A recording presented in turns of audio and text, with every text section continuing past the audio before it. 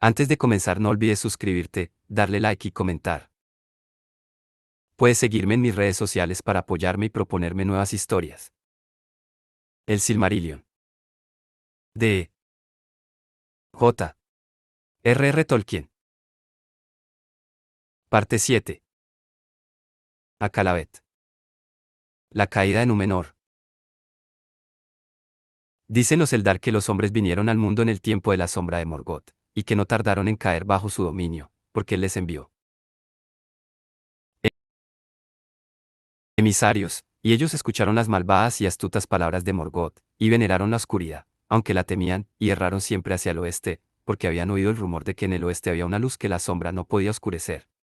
Los sirvientes de Morgoth los perseguían con odio, y los caminos que recorrían eran penosos y largos. No obstante llegaron por fin a las tierras que dan al mar, y penetraron en Beleriand en los días de la Guerra de las Joyas. Se los llamó Edain en la lengua sindarin, y se hicieron amigos y aliados de los Eldar, y cumplieron hazañas de gran valor en la guerra contra Morgoth. De los Edain nació el brillante Arendil por el lado del padre, y en la balada de Arendil se cuenta como al fin, cuando la victoria de Morgoth era casi completa, construyó el navío Ingilot, que los hombres llaman Rotinsil, y viajó por mares nunca navegados, siempre en busca de Valinor, porque deseaba hablar ante los poderes en nombre de los dos linajes, para que los Valar los compadecieran y les enviaran ayuda en aquella extrema necesidad. Por tanto, elfos y hombres lo llaman Arendil el bendito, porque cumplió su misión después de grandes trabajos y muchos peligros, y de Valinor llegó el ejército de los señores del occidente. Pero Earendil no volvió nunca a las tierras que había amado. En la gran batalla, cuando por fin Morgoth fue derrocado y Tangororim derribada, solo los Edain de entre las tribus de los hombres lucharon al lado de los Valar, mientras que muchas otras lucharon al lado de Morgoth. Y después de la victoria de los señores del occidente, los hombres malvados que no fueron destruidos escaparon de vuelta al este, donde muchos de esa raza erraban todavía en las tierras baldías, salvajes y proscritos, sin atender a las convocatorias de los Valar, ni tampoco a las de Morgoth. Y los hombres malvados se mezclaron con ellos y les echaron encima una sombra de miedo, y ellos los escogieron como reyes. Entonces los Valar abandonaron por un tiempo a los hombres de la Tierra Media que no habían hecho caso de las convocatorias y que habían elegido a los amigos de Morgoth como amos, y los hombres habitaron en la oscuridad y fueron perturbados por muchas criaturas malignas que Morgoth había concebido en los tiempos de su dominio, demonios, y dragones, y bestias deformes, y los orcos impuros, que son una penosa imagen de los hijos de Ilúvatar. Y la suerte de los hombres fue desdichada. Pero Mambe derrotó a Morgoth y lo expulsó del mundo al vacío que hay fuera de él, y no puede volver al mundo como forma visible mientras los señores de Occidente ocupen todavía el trono. Pero las semillas que había plantado germinaban, y crecían dando malos frutos, si alguien cuidaba de ellas. Porque la voluntad de Morgoth duraba aún y guiaba a los sirvientes, impulsándolos a estorbar la voluntad de los Valar y a destruir a aquellos que la obedecían. Esto los señores de Occidente lo sabían muy bien. Por tanto, cuando Morgoth hubo sido expulsado, se reunieron en consejo acerca de las edades que se sucederían luego. A los Eldar les permitieron volver al occidente, y los que habían escuchado las convocatorias vivieron en la isla de Eressëa, y hay en esa tierra un puerto que se llama Bayone, porque de todas las ciudades es la que está más próxima a Valinor, y la torre de Bayone es lo primero que divisa al marinero cuando por fin se acerca a las tierras imperecederas por sobre las leguas del mar. A los padres de los hombres de las tres casas fieles también se les concedieron ricas recompensas. Eombe fue entre ellos y los instruyó, y se les dio sabiduría y poder y una vida más larga que la de ningún otro mortal. Se hizo una tierra para que los Edain vivieran en ella, y que no era parte de la Tierra Media ni de Valinor, ni tampoco estaba separada de ellas por el ancho mar, pero estaba más cerca de Valinor. Fue levantada por Oce de las profundidades del agua inmensa, y fue fortalecida por Aule y enriquecida por Yavanna, y los Eldar llevaron allí flores y fuentes de Toleresea. A esa tierra los Valar llamaron Ane, la tierra del Don, y la estrella de Arendil brilló en el occidente como señal de que todo estaba pronto, y como guía en el mar, y los hombres se maravillaron al ver la llama plateada en los caminos del sol. Entonces los Edain se hicieron a la vela sobre las aguas profundas, detrás de la estrella, y los Valar pusieron paz en el mar por muchos días, y mandaron que el sol brillara, y enviaron vientos favorables, de modo que las aguas resplandecieron ante los ojos de los Edain como ondas cristalinas, y la espuma volaba como la nieve entre los mástiles de los barcos. Pero tanto brillaba Rotinsil, que aún por la mañana los hombres podían ver cómo resplandecía en el occidente, y brillaba solitario en las noches sin nubes, porque nada podían las estrellas a su lado. Y navegando hacia él, al cabo de múltiples leguas de mar los Edain llegaron a la vista de la tierra que les estaba preparada, Ane, la tierra del Don, que resplandecía en vapores dorados. Entonces abandonaron el mar, y se encontraron en un campo hermoso y fructífero, y se alegraron. Y llamaron a esa tierra Helena, que significa hacia las estrellas, pero también Anadune, que significa promontorio del occidente, Númenor en Alto Eldarín. Este fue el principio del pueblo que en la lengua de los elfos grises se llama Dunedain, los Númenóreanos, reyes entre los hombres. Pero no escaparon por ello al destino de la muerte que Ilúvatar había impuesto a toda la humanidad, y todavía eran mortales, aunque de años más prolongados, y no conocían la enfermedad hasta que la sombra caía sobre ellos. Por tanto se volvieron sabios y gloriosos, y en todo más semejantes a los primeros nacidos que ninguna otra de las tribus de los hombres, y eran altos, más altos que el más alto de los hijos de la Tierra Media, y la luz que tenían en los ojos recordaba la luz de las estrellas refulgentes. Pero crecieron lentamente en número, porque aunque les nacían hijas e hijos, más bellos que sus progenitores, los vástagos eran escasos. Antaño la ciudad principal y puerto de Númenor estaba en la costa occidental, y se llamaba Andunie, porque miraba al sol poniente. Pero en medio de la tierra había una montaña alta y escarpada, y se llamaba Meneltarma, el pilar del cielo, y sobre ella había una plaza elevada y abierta, que estaba consagrada a Eru Ilúvatar, y en la tierra de los Númenóreanos no había ningún otro templo ni santuario. Al pie de la montaña se levantaban las tumbas de los reyes, y muy cerca, sobre una colina, estaba Armenelos, la más hermosa de las ciudades, y allí había una torre y una ciudadela construidas por Elros hijo de Arendil, a quien los Valar designaron como primer rey de los Dúnedain. Ahora bien, Elros y su hermano Elrond descendían de las tres casas de los Edain, pero en parte también de los Eldar y los Maiar, porque Idril de Gondolin y Lúthien hija de Melian fueron sus antepasadas. Los Valar, por cierto, no podían quitar el don de la muerte, que les ha sido dado a los hombres por Ilúvatar, pero en la cuestión de los medio-elfos, Ilúvatar decidió que los Valar juzgaran, y ellos juzgaron que a los hijos de Arendil había que darles la libertad de que eligieran su propia suerte. Y Elrond eligió permanecer con los primeros nacidos, y a él se le concedió la vida de los primeros nacidos. Pero a Elros, que eligió ser un rey de hombres, se le otorgó una vida muy prolongada, mucho más que la de los hombres de la tierra media, y el linaje entero, los reyes y los señores de la casa real, tuvieron una larga vida, aun en relación con lo que era la norma para los númenóreanos. Pero Elrond vivió 500 años y gobernó a los númenóreanos durante 404 años. Así transcurrieron los años, y mientras la Tierra Media retrocedía y la luz y la sabiduría menguaban, los Dúnedain vivían bajo la protección de los Valar y unidos en amistad con los Eldar, y crecían en altura, tanto de mente como de cuerpo. Porque aunque este pueblo todavía hablaba su propio idioma, los reyes y señores conocían y hablaban también la lengua élfica, que habían aprendido en los días de la Alianza, y por tanto aún conversaban con los Eldar, fuera con los de Eresea o con los del oeste de la Tierra Media. Y los maestros de la ciencia aprendieron también la lengua alto eldarín del reino bendecido, en la que muchas historias y cantos se preservaron desde el principio del mundo, e hicieron cartas y pergaminos y libros, y en ellos escribieron muchas cosas de sabiduría y de maravilla durante el apogeo del reino, todo lo cual está ahora olvidado. Así fue como además de sus propios nombres todos los señores de los Númenóreanos tenían también nombres eldarín, y lo mismo sucedía con las ciudades y hermosos sitios que fundaron en Númenor. Y en las costas de la tierra de Akende. Porque los Dúnedain se convirtieron en maestros artífices, de modo que si lo hubieran querido podrían haber sobrepasado con facilidad a los malvados reyes de la Tierra Media en estrategia de guerra y en la forma de armas, pero ahora eran hombres de paz. Por sobre todas las artes prefirieron la fabricación de barcos y la marinería, y se convirtieron en marineros como no volverán a verse desde que el mundo quedó menguado, y viajar por el ancho mar fue la hazaña y la aventura principal de esos hombres atrevidos en los galanos días en que aún eran jóvenes. Pero los señores de Valinor les ordenaron que no perdiesen de vista las costas de Númenor si viajaban hacia el oeste, y durante mucho tiempo los Dúnedain estuvieron contentos, aunque no comprendían del todo la finalidad de esta prohibición. Pero el designio de Manber era que los Númenóreanos no tuvieran la tentación de buscar el reino bendecido, ni intentaran sobrepasar los límites de su propia beatitud, y se enamoraran de la inmortalidad de los Valar y de los Eldar y las tierras en las que todo perdura. Porque en aquellos días Valinor estaba aún en el mundo visible, e Ilúvatar permitía que los Valar tuvieran en la tierra una residencia segura, un monumento a lo que podría haber sido si Morgoth no hubiera arrojado una sombra sobre el mundo.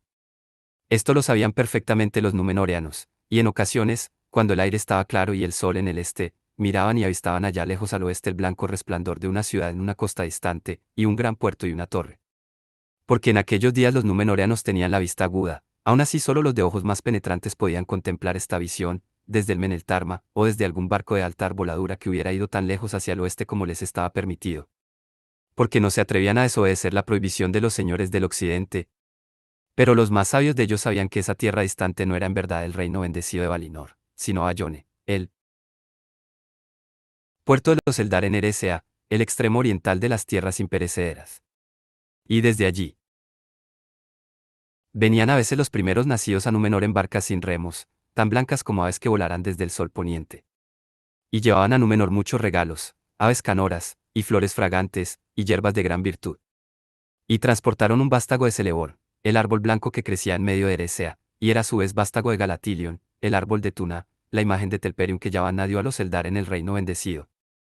Y el árbol creció y floreció en los patios del rey en Armenelos, Nimlot se llamó, y las flores se abrían al atardecer, y una fragancia llenaba las sombras de la noche. Fue así como a causa de la prohibición de los Valar los Dúnedain de aquellos días navegaban siempre hacia el este y no hacia el oeste, desde la oscuridad del norte hacia los calores del sur, y más allá del sur hasta las oscuridades bajas, y se internaban aún en el mar interior y viajaban alrededor de la Tierra Media, y atisbaban desde las elevadas proas las puertas de la mañana en el este.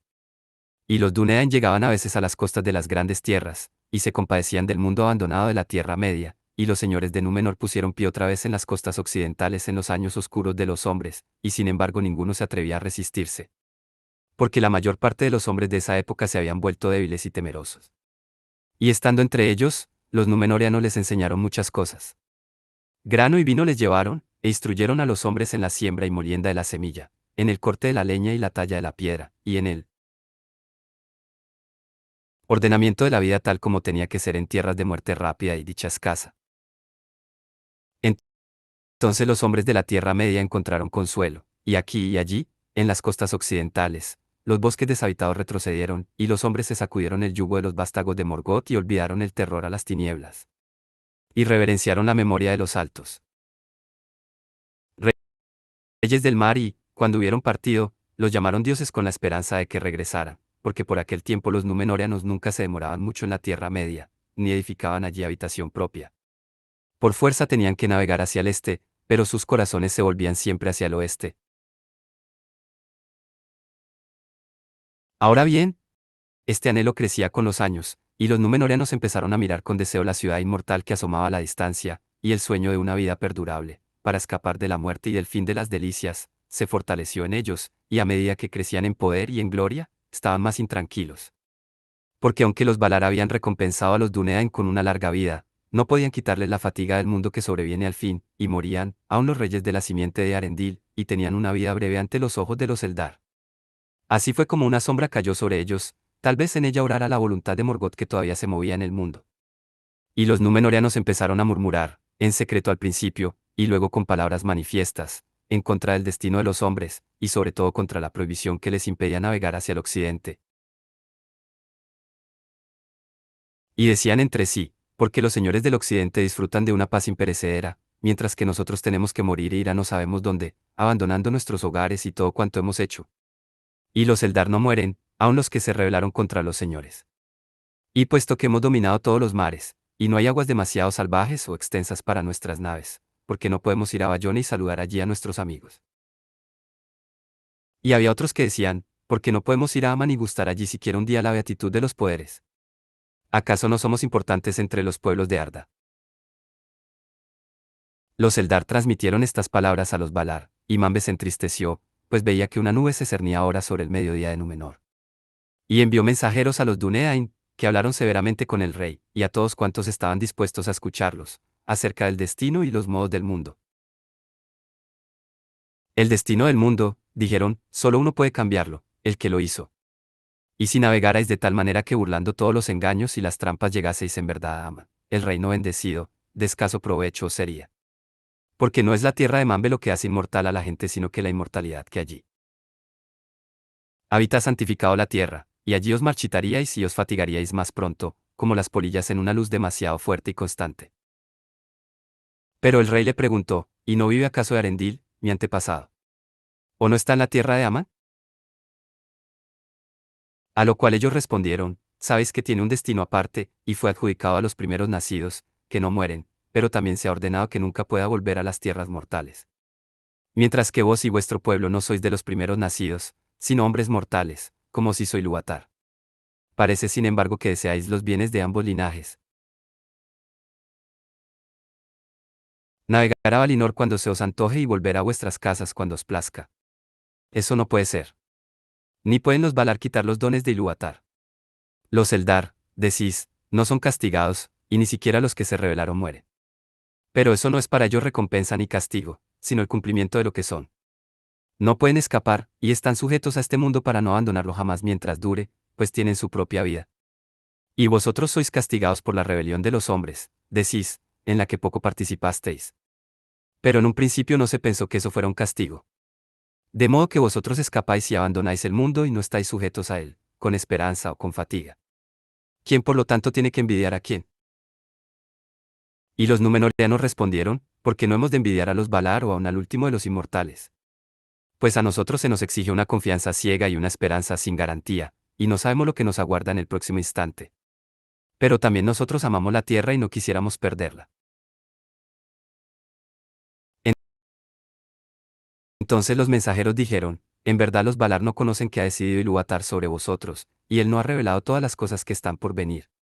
Pero esto sabemos de cierto, que vuestro hogar no está aquí, ni en la tierra de Aman, ni en ningún otro sitio dentro de los círculos del mundo. Y el destino de los hombres, que han de abandonar el mundo, fue en un principio un don de Ilúvatar. Se les convirtió en sufrimiento solo porque los cubrió la sombra de Morgoth y les pareció que estaban rodeados por una gran oscuridad, de la que tuvieron miedo, y algunos se volvieron obstinados y orgullosos, y no estaban dispuestos a ceder, hasta que les arrancasen la vida. Nosotros, que soportamos la carga siempre creciente de los años, no lo comprendemos claramente, pero si ese dolor ha vuelto a perturbaros, como decís, tememos que la sombra se levante una vez más y crezca de nuevo en vuestros corazones. Por tanto, aunque seáis los Dúnedain, los más hermosos de los hombres, que escapasteis de la sombra de antaño y luchasteis valientemente contra ella, os decimos, cuidado. No es posible oponerse a la voluntad de Eru, y los Valar os ordenan severamente mantener la confianza en aquello a que estáis llamados, no sea que pronto se convierta otra vez en una atadura y os sintáis constreñidos. Tened más bien esperanzas de que el menor de vuestros deseos dará su fruto. Ilúvatar puso en vuestros corazones el amor de Arda, y él no siembra sin propósito. No obstante, muchas edades de hombres no nacidos pueden transcurrir antes de que ese propósito sea dado a conocer, y a vosotros os será revelado y no a los Valar. Estas cosas sucedieron en los días de Tarsiriatan el constructor de barcos, y de Taratanamir, su hijo, y eran hombres de mucho orgullo, y codiciosos, e impusieron tributo a los hombres de la Tierra Media, tomando ahora, antes que dando. Fue Atanamir al que hablaron los mensajeros, y era el 13º rey, y en sus días el reino de Númenor tenía más de 2000 y había alcanzado el cenit de la bienaventuranza, sino todavía el del poder. Pero a Atanamir le disgustó el consejo de los mensajeros y le hizo poco caso, y la mayor parte del pueblo lo imitó porque deseaban escapar a la muerte mientras aún estaban con vida, sin dejar nada a la esperanza. Y Atanamir vivió hasta muy avanzada edad, aferrándose a la existencia más allá del fin de toda alegría, y fue en esto el primero de los Númenóreanos, rehusándose a partir hasta que perdió el juicio y la virilidad, y negando a su hijo la corona del reino en el tiempo adecuado. Porque los señores de Númenor acostumbraban a casarse tarde, y partían y dejaban el mandato a sus hijos cuando estos alcanzaban la edad de la plenitud, de cuerpo y de mente. Entonces Tarancalimón, hijo de Atanamir, fue el rey, y era de igual tempel, y en sus días el pueblo de Númenor se dividió. La mayor de las dos partes fue llamada los hombres del rey, y eran gente orgullosa, y se apartaban de los Eldar y los Valar. Y la parte menor se llamó los Elendili, los amigos de los elfos, porque aunque en verdad se mantenían fieles al rey y a la casa de Elros, deseaban conservar la amistad de los Eldar, y escucharon el consejo de los señores del occidente. No obstante, ni siquiera ellos, que se daban a sí mismos el nombre de los fieles, escaparon por entero a la aflicción común, y la idea de la muerte los perturbaba. De este modo la beatitud de Oesterne se menguó, aunque continuó aumentando en poder y esplendor. Porque los reyes y el pueblo no habían perdido aún el buen juicio, y si ya no amaban a los Valar, al menos aún los temían, y no se atrevían a quebrantar abiertamente la prohibición ni a navegar más allá de los límites que habían sido designados. Los altos navíos iban todavía hacia el este. Pero el miedo que tenían a la muerte era cada vez mayor, y la retrasaban por cualquier medio que estuviera a su alcance, y empezaron a construir grandes casas para los muertos, mientras que los hombres sabios trabajaban incesantemente tratando de descubrir el secreto de la recuperación de la vida, o al menos la prolongación de los días de los hombres. No obstante, solo alcanzaron el arte de preservar incorrupta la carne muerta de los hombres, y llenaron toda la tierra de tumbas silenciosas en las que la idea de la muerte se confundía con la oscuridad. Pero los que vivían se volcaban con mayor ansia al placer y a las fiestas, siempre codiciando más riquezas y bienes, y después de los días de Tarancalimón, la ofrenda de las primicias a Eru fue desatendida, y los hombres iban rara vez al santuario en las alturas de Meneltarma, en medio de la tierra. En aquel tiempo los númenóreanos instalaron sus primeras colonias en las costas occidentales de las tierras antiguas, porque su propia tierra les parecía ahora más estrecha, y no tenían allí reposo ni contento, puesto que les era negado el occidente. Construyeron grandes puertos, y fuertes torres, y muchos moraron en ellas, pero eran ahora señores y amos y recolectores de tributos antes que aprendices y maestros. Los grandes barcos de los númenóreanos navegaban hacia el este en el viento y volvían siempre cargados, y el poder y la majestad de los reyes se acrecentaban día a día, y bebían y celebraban fiestas y se vestían de plata y oro. De todo esto los amigos de los elfos participaron muy poco. Solo ellos iban ahora al norte y a la tierra de Gil-galad, conservando la amistad con los elfos y ayudando en contra de Sauron, y su puerto era Pelargir, sobre las desembocaduras de Anduin el Grande. Pero los hombres del rey avanzaban muy lejos hacia el sur, y los señoríos y las fortalezas que construyeron dejaron muchas huellas en las leyendas de los hombres. En esta edad, como se dice en otra parte, Sauron se levantó de nuevo en la Tierra Media, y creció y regresó al mal en que Morgoth lo había criado, ganando en poder mientras lo servía. Ya en los días de Tarminastir, el 11º rey de Númenor, había fortificado la tierra de Mordor y había construido la torre de Barad-dûr, y en adelante luchó siempre por el dominio de la Tierra Media, para convertirse en rey por encima de todos los otros reyes y en un dios para los hombres. Y Sauron odiaba a los númenóreanos a causa de los hechos de sus padres y de su antigua alianza con los elfos y su fidelidad a los Valar. Tampoco olvidaba la ayuda que Tarminastir había prestado a Gil-galad tiempo atrás, cuando el Anillo Único fue forjado y hubo guerra entre Sauron y los elfos en Eriador. Ahora se enteró de que el poder y el esplendor de los reyes de Númenor habían aumentado, y los odió todavía más, y tuvo miedo de que invadieran sus territorios y le arrebataran el dominio del este.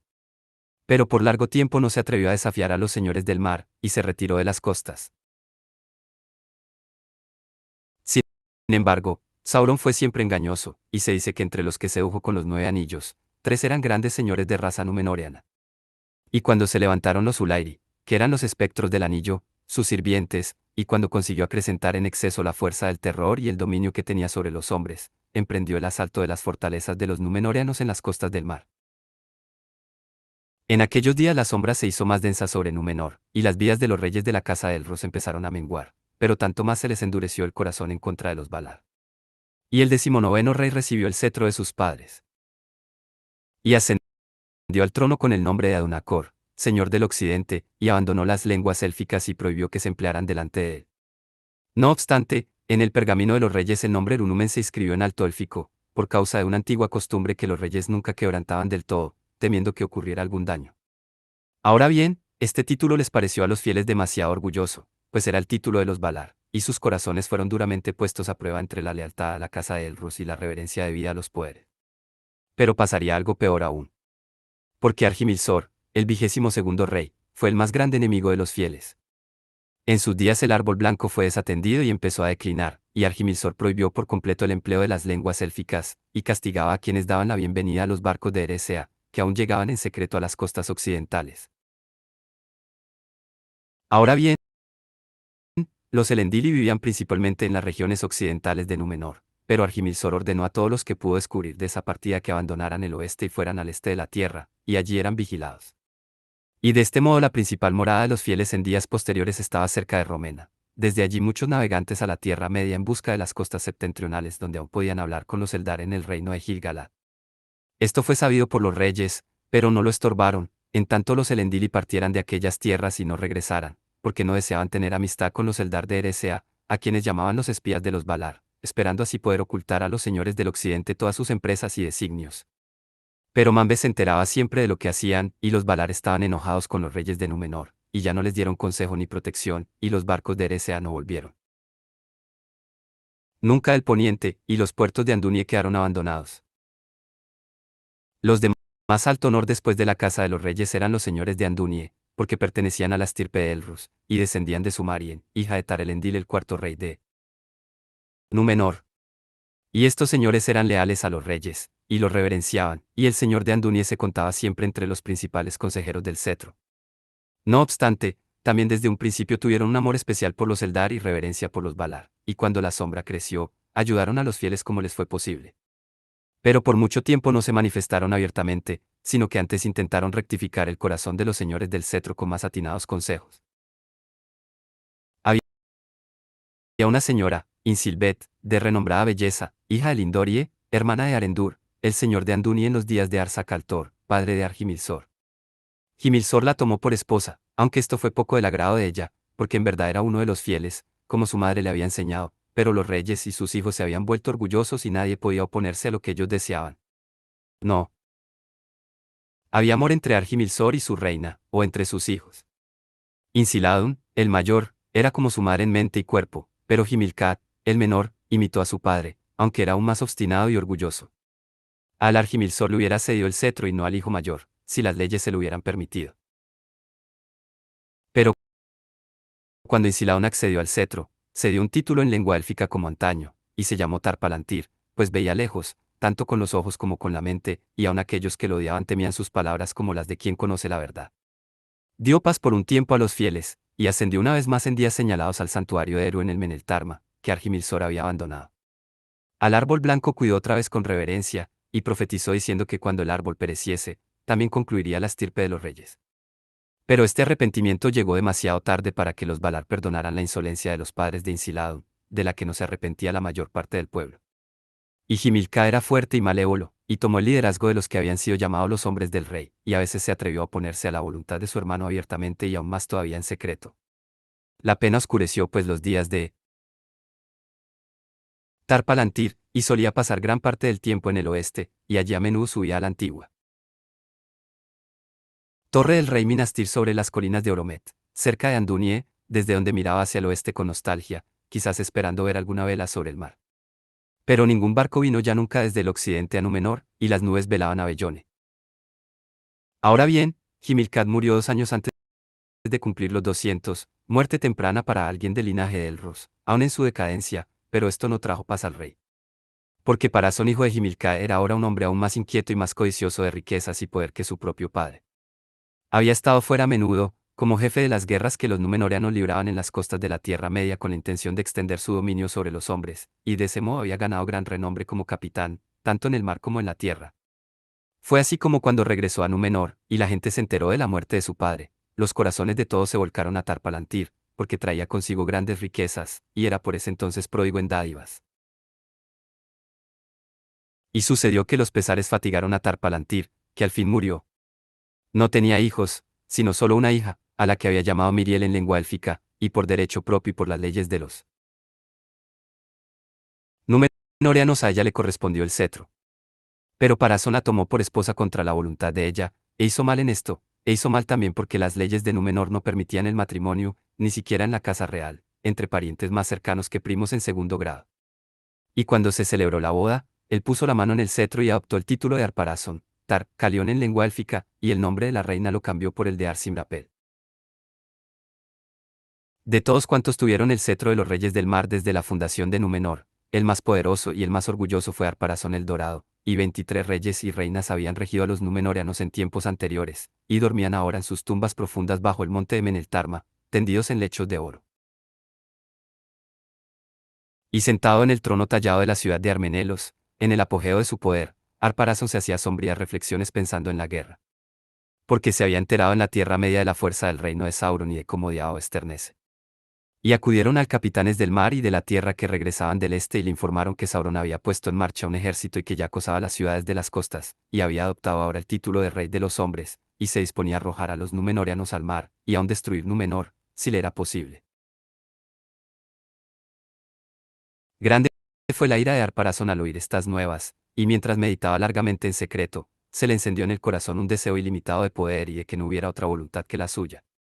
Y decidió sin pedir consejo a los Valar, ni recurrir a la ayuda de otra sabiduría que la propia, que él mismo reclamaría el título de rey del mundo, y que a Sauron lo convertiría en vasallo y sirviente, porque, movido por el orgullo, Ar-Pharazôn pensaba que ningún rey había de ser tan poderoso como para rivalizar con el heredero de Arendil. Por tanto empezó en ese tiempo a forjar una gran cantidad de armas, y construyó muchos barcos de guerra y los guardó junto con las armas, y cuando todo estuvo dispuesto, él mismo se hizo a la mar hacia el este. Y los hombres vieron las velas que asomaban en el poniente, teñidas de escarlata, resplandecientes de rojo y de oro, y los habitantes de las costas se amedrentaron, y huyeron lejos. Pero la flota llegó por último a ese sitio llamado Umbar, donde los númenóreanos tenían un puerto poderoso, que no era obra de ninguna mano. Desiertas y en silencio estaban todas las tierras en derredor cuando el rey del mar avanzó sobre la Tierra Media. Durante 7 días marchó con trompetas y estandartes, y llegó a una colina y subió a ella, y levantó allí su pabellón y su trono, y se sentó en medio, y las tiendas de las huestes se ordenaron alrededor, doradas y blancas y azules como un prado de flores altas. Entonces envió heraldos, y ordena a Sauron de que se presentara ante él y le jurara fidelidad. Y Sauron acudió. Desde su poderosa torre de Barad-dûr acudió, pero no a combatir, porque advirtió que el poder y la majestad de los reyes del mar sobrepasaban todos los rumores, y que ni siquiera los más grandes de los vasallos de Amban podrían hacerles frente, y entendió que no había llegado el momento de que se impusiese a los Dúnedain. Y era taimado, hábil para salirse sutilmente con la suya cuando la fuerza no le valía. Por tanto se humilló ante Ar-Pharazôn y pronunció dulces palabras, y los hombres se asombraron, pues todo cuanto decía parecía justo y sabio. Pero Ar-Pharazôn no se dejó engañar, y se le ocurrió que para asegurarse mejor la fidelidad de Sauron tenía que llevarlo a Númenor, y que allí viviera como rey de sí mismo y de todos sus sirvientes en la Tierra Media. A esto consintió Sauron como quien está obligado, pero en secreto sintiéndose complacido, pues era en verdad lo que deseaba. Y Sauron cruzó el mar y contempló la tierra de Númenor y la ciudad de Armenelos en sus días de gloria y quedó perplejo, pero en lo íntimo del corazón la envidia y el odio le crecieron todavía más. Sin embargo, tan astuto era de mente y de palabra, tan firmes sus propósitos ocultos, que antes de que hubieran pasado 3 días ya compartía con el rey designios secretos, pues tenía siempre en la lengua palabras dulces como la miel, y conocía muchas cosas que aún no habían sido reveladas a los hombres. Y al advertir el trato que el rey le dispensaba a todos los consejeros empezaron a lisonjearlo, excepto uno, Amandil, señor de Andunie. Entonces, lentamente un cambio sobrevino en la tierra, y en el corazón de los amigos de los elfos hubo una gran perturbación, y muchos huyeron de miedo, y aunque quienes se quedaron se daban todavía el nombre de fieles, sus enemigos los llamaron rebeldes. Porque ahora que Sauron tenía cerca los oídos de los hombres, contradecía con muchos argumentos todo lo que habían enseñado los Valar, e hizo que los hombres pensaran que en el mundo, en el este y aún también en el oeste, había muchos mares y muchas tierras no conquistadas aún, en las que abundaban las riquezas. Y sí, llegaban por fin al extremo de esas tierras, encontrarían más allá la antigua oscuridad. Y de ellas se hizo el mundo. Porque solo la oscuridad es digna de veneración, y el Señor Oscuro puede hacer otros mundos todavía, como dones para aquellos que lo sirven, de modo que el acrecentamiento de su poder no tendrá fin. Ar-Pharazôn preguntó, ¿quién es el Señor Oscuro? Entonces, tras las puertas cerradas Sauron le habló al rey, y mintió diciendo, es aquel cuyo nombre no se pronuncia, porque los Valaros han engañado, proponiendo el nombre de Eru, un fantasma concebido en la locura de sus corazones con el fin de encadenar a los hombres y obligarlos a que los sirvan. Porque ellos mismos son el oráculo de Eru, que solo habla cuando ellos quieren. Pero el verdadero Señor prevalecerá, y os liberará de este fantasma, y su nombre es Melkor, Señor de todos, dador de la libertad, y él os hará más fuertes todavía que ellos. Entonces Ar-Pharazôn se volcó a la veneración de la oscuridad, y de Melkor, el Señor Oscuro, en secreto al principio, pero abiertamente y delante de todos poco después, y la mayoría del pueblo lo siguió. No obstante, quedaba aún un resto de fieles, como se dijo, en Romena y en el país cercano, y otros había aquí y allá en la tierra. El principal de ellos, al que acudieron en busca de conducción y coraje en los malos días, era Mandil, consejero del rey, y también su hijo Elendil, padre de Isildur y Anarion, jóvenes por entonces de acuerdo con las cuentas de Númenor. Amandil y Elendil eran grandes capitanes de navío, y pertenecían al linaje del Rostar, Minyatur, pero no a la casa regente que heredaba la corona y el trono en la ciudad de Armenelos. En los días en que ambos eran jóvenes, Amandil le había sido caro a Pharazôn y, aunque se contaba entre los amigos de los elfos, permaneció en el consejo del rey hasta la llegada de Sauron. Entonces fue destituido, pues Sauron lo odiaba más que a ningún otro en Númenor. Pero era tan noble y había sido un capitán de mar tan poderoso, que todavía lo honraban muchos del pueblo, y ni el rey ni Sauron se atrevían a ponerle las manos encima. Por tanto, Amandil se retiró a Romena, y a todos aquellos que parecían mantenerse fieles los convocó junto a él en secreto, porque temía que el mal creciera ahora deprisa, y que los amigos de los elfos estuviesen en peligro. Y así sucedió muy pronto. Porque el Meneltarma estaba totalmente desierto en aquellos días, y aunque ni siquiera Sauron se atrevía a mancillar el elevado sitio, el rey no permitía que hombre alguno, bajo pena de muerte, ascendiera a él, ni siquiera aquellos de entre los fieles que aún veneraban a Ilúvatar. Y Sauron instó al rey a que cortara el árbol blanco, Nimlot el Bello, que crecía en el patio de la corte, porque estaba allí en recuerdo de los Eldar y de la luz de Valinor. En un principio el rey no consintió, pues creía que la fortuna de la casa estaba ligada al árbol, como lo había dicho Tar-Palantir. Así se daba la locura de que quien odiaba a los Eldar y a los Valar se apegara en vano a la vieja lealtad de Númenor. Pero cuando Amandil se enteró de los malos propósitos de Sauron, el corazón se le apenó, pues sabía que al final Sauron se saldría con la suya. Entonces habló con Elendil y con los hijos de Elendil, recordándoles la historia de los árboles de Valinor. E Isildur no dijo palabra, pero salió por la noche y llevó a cabo la hazaña por la que más tarde tuvo renombre. Porque fue disfrazado a Armenelos y a los patios del rey, que estaban ahora prohibidos a los fieles, y se acercó al sitio del árbol, que estaba prohibido a todos por orden de Sauron, y unos guardias vigilaban el árbol de noche y de día. En ese tiempo Nimlot se había oscurecido y no lucía flores, pues el invierno se acercaba, e Isildur pasó entre los guardianes y tomó un fruto del árbol, y se volvió para marcharse. Pero los guardianes despertaron, y se le echaron encima, e Isildur se abrió camino luchando, y fue herido muchas veces, y escapó, y como estaba disfrazado no llegó a saberse quién había puesto las manos en el árbol. Pero Isildur llegó por fin a duras penas a Romena, y dejó el fruto en manos de Amandil antes de que las fuerzas le faltaran. Luego el fruto se plantó en secreto, y fue bendecido por Amandil, y un vástago salió de él y brotó en la primavera. Pero cuando se abrió la primera hoja, Isildur, que había ya sido mucho tiempo próximo a la muerte, se incorporó, y las heridas no lo atormentaron más. No se hizo esto demasiado pronto, porque después del ataque, el rey cedió ante Sauron y derribó el árbol blanco, y se apartó entonces por entero de la fidelidad de sus padres. Pero Sauron logró que se levantara un poderoso templo en la colina en medio de la ciudad de los Númenóreanos, Armenelo la Dorada, y tenía forma de círculo en la base con un diámetro de 500 pies, y allí las paredes eran de 50 pies de espesor, y se alzaban del suelo 500 pies, y estaban coronadas por una gran cúpula, y esa cúpula estaba techada de plata y resplandecía al sol, de modo que la luz se divisaba desde lejos. Pero pronto la luz se oscureció y la plata se ennegreció. Porque había un altar de fuego en medio del templo, y con una espesa humareda. Y el primer fuego sobre el altar lo encendió Sauron con leños de Nimlot, y estos crepitaron y se consumieron, pero el humo que salió asombró a los hombres, y una nube cubrió la tierra durante 7 días, hasta que lentamente se trasladó hacia el oeste. En adelante el fuego y el humo subieron de continuo, porque el poder de Sauron crecía diariamente, y en ese templo, con derramamiento de sangre y tormentos y gran maldad, los hombres hacían sacrificios a Melkor para que los librara de la muerte. Y con frecuencia escogían a sus víctimas de entre los fieles, aunque nunca se los acusaba abiertamente de que no veneraran a Melkor, sino de que odiaban al rey y de que eran rebeldes, o de que conspiraban contra el pueblo inventando venenos y mentiras.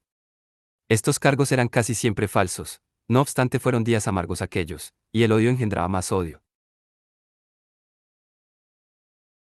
Pero sin embargo la muerte no abandonaba la tierra, por el contrario, llegaba más pronto y con mayor frecuencia, y en múltiples y espantosos atuendos.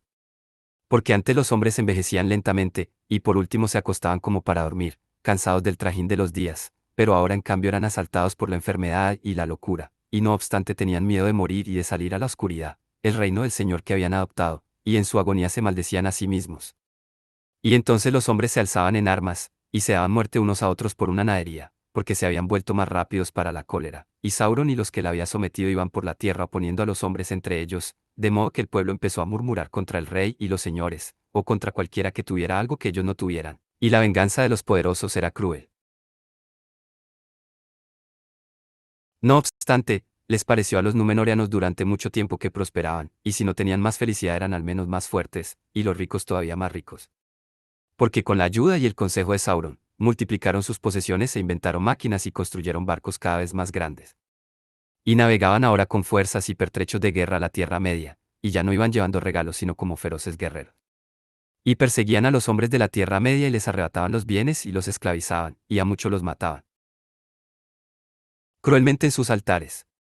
Porque levantaban fortalezas, templos y grandes tumbas en aquellos días, y los hombres los temían, y el recuerdo de los bondadosos reyes de antaño se borró y fue oscurecido por no pocas historias de espanto.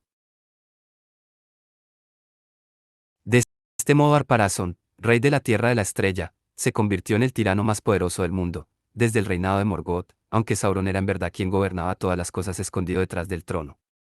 Pero los años pasaron y el rey sintió que la sombra de la muerte se aproximaba a medida que se alargaban los días, y el miedo y la cólera lo ganaron. Llegaba ahora la hora que Sauron había dispuesto y que aguardaba desde tiempo atrás. Y Sauron habló al rey diciendo que era muy fuerte, y que ya nada podía impedirle que hiciese su voluntad en todas las cosas, sin estar sometido a prohibiciones o mandatos. Y le dijo, los Valar se han apoderado de la tierra donde no hay muerte, y te mienten sobre ella, ocultándola todo lo posible, por avaricia, y porque temen que los reyes de los hombres les arrebaten el reino inmortal y gobiernen el mundo. Y aunque no cabe duda de que el don de la vida interminable no es para todos, sino solo para quienes son dignos, como hombres de poder y de orgullo y de alto linaje, este don se le ha quitado contra toda justicia al rey de reyes, Arparásón, el más poderoso de los hijos de la tierra, con quien solo Mambe puede ser comparado, y quizá ni siquiera él. Pero los grandes reyes no toleran negativas y toman lo que se les debe. Entonces Arparásón, infatuado, y ya a la sombra de la muerte, pues el curso de sus días estaba acercándose al fin, escuchó a Sauron, y se puso a pensar en cómo hacer la guerra a los Valar. Pasó mucho tiempo en la preparación de este designio, y aún no habló de él abiertamente, no obstante, no podía ocultárselo a todos. Y Amandil, al advertir las intenciones del rey, sintió tristeza y miedo, pues sabía que los hombres no podían vencer a los Valar, y la ruina caería sobre el mundo si esta guerra no se impedía. Por tanto llamó a su hijo Elendil y le dijo, los días se han oscurecido y ya no hay esperanzas para los hombres, pues los fieles son pocos. En consecuencia estoy decidido a emprender la misión que nuestro antepasado de Arendil emprendió otrora, y navegaré hacia el oeste, esté prohibido o no, y hablaré con los Valar, aun con el mismo Mambe si es posible, y le rogaré que nos ayude antes de que todo esté perdido. ¿Traicionarías entonces al rey? Preguntó Elendil. Porque sabes que se nos acusa de traidores y espías, falso cargo hasta el día de hoy. Si creyera que Mambe está necesitado de un mensajero semejante, dijo Amandil, por cierto traicionaría al rey. Porque hay una lealtad a la que ningún hombre ha de renunciar, por causa alguna.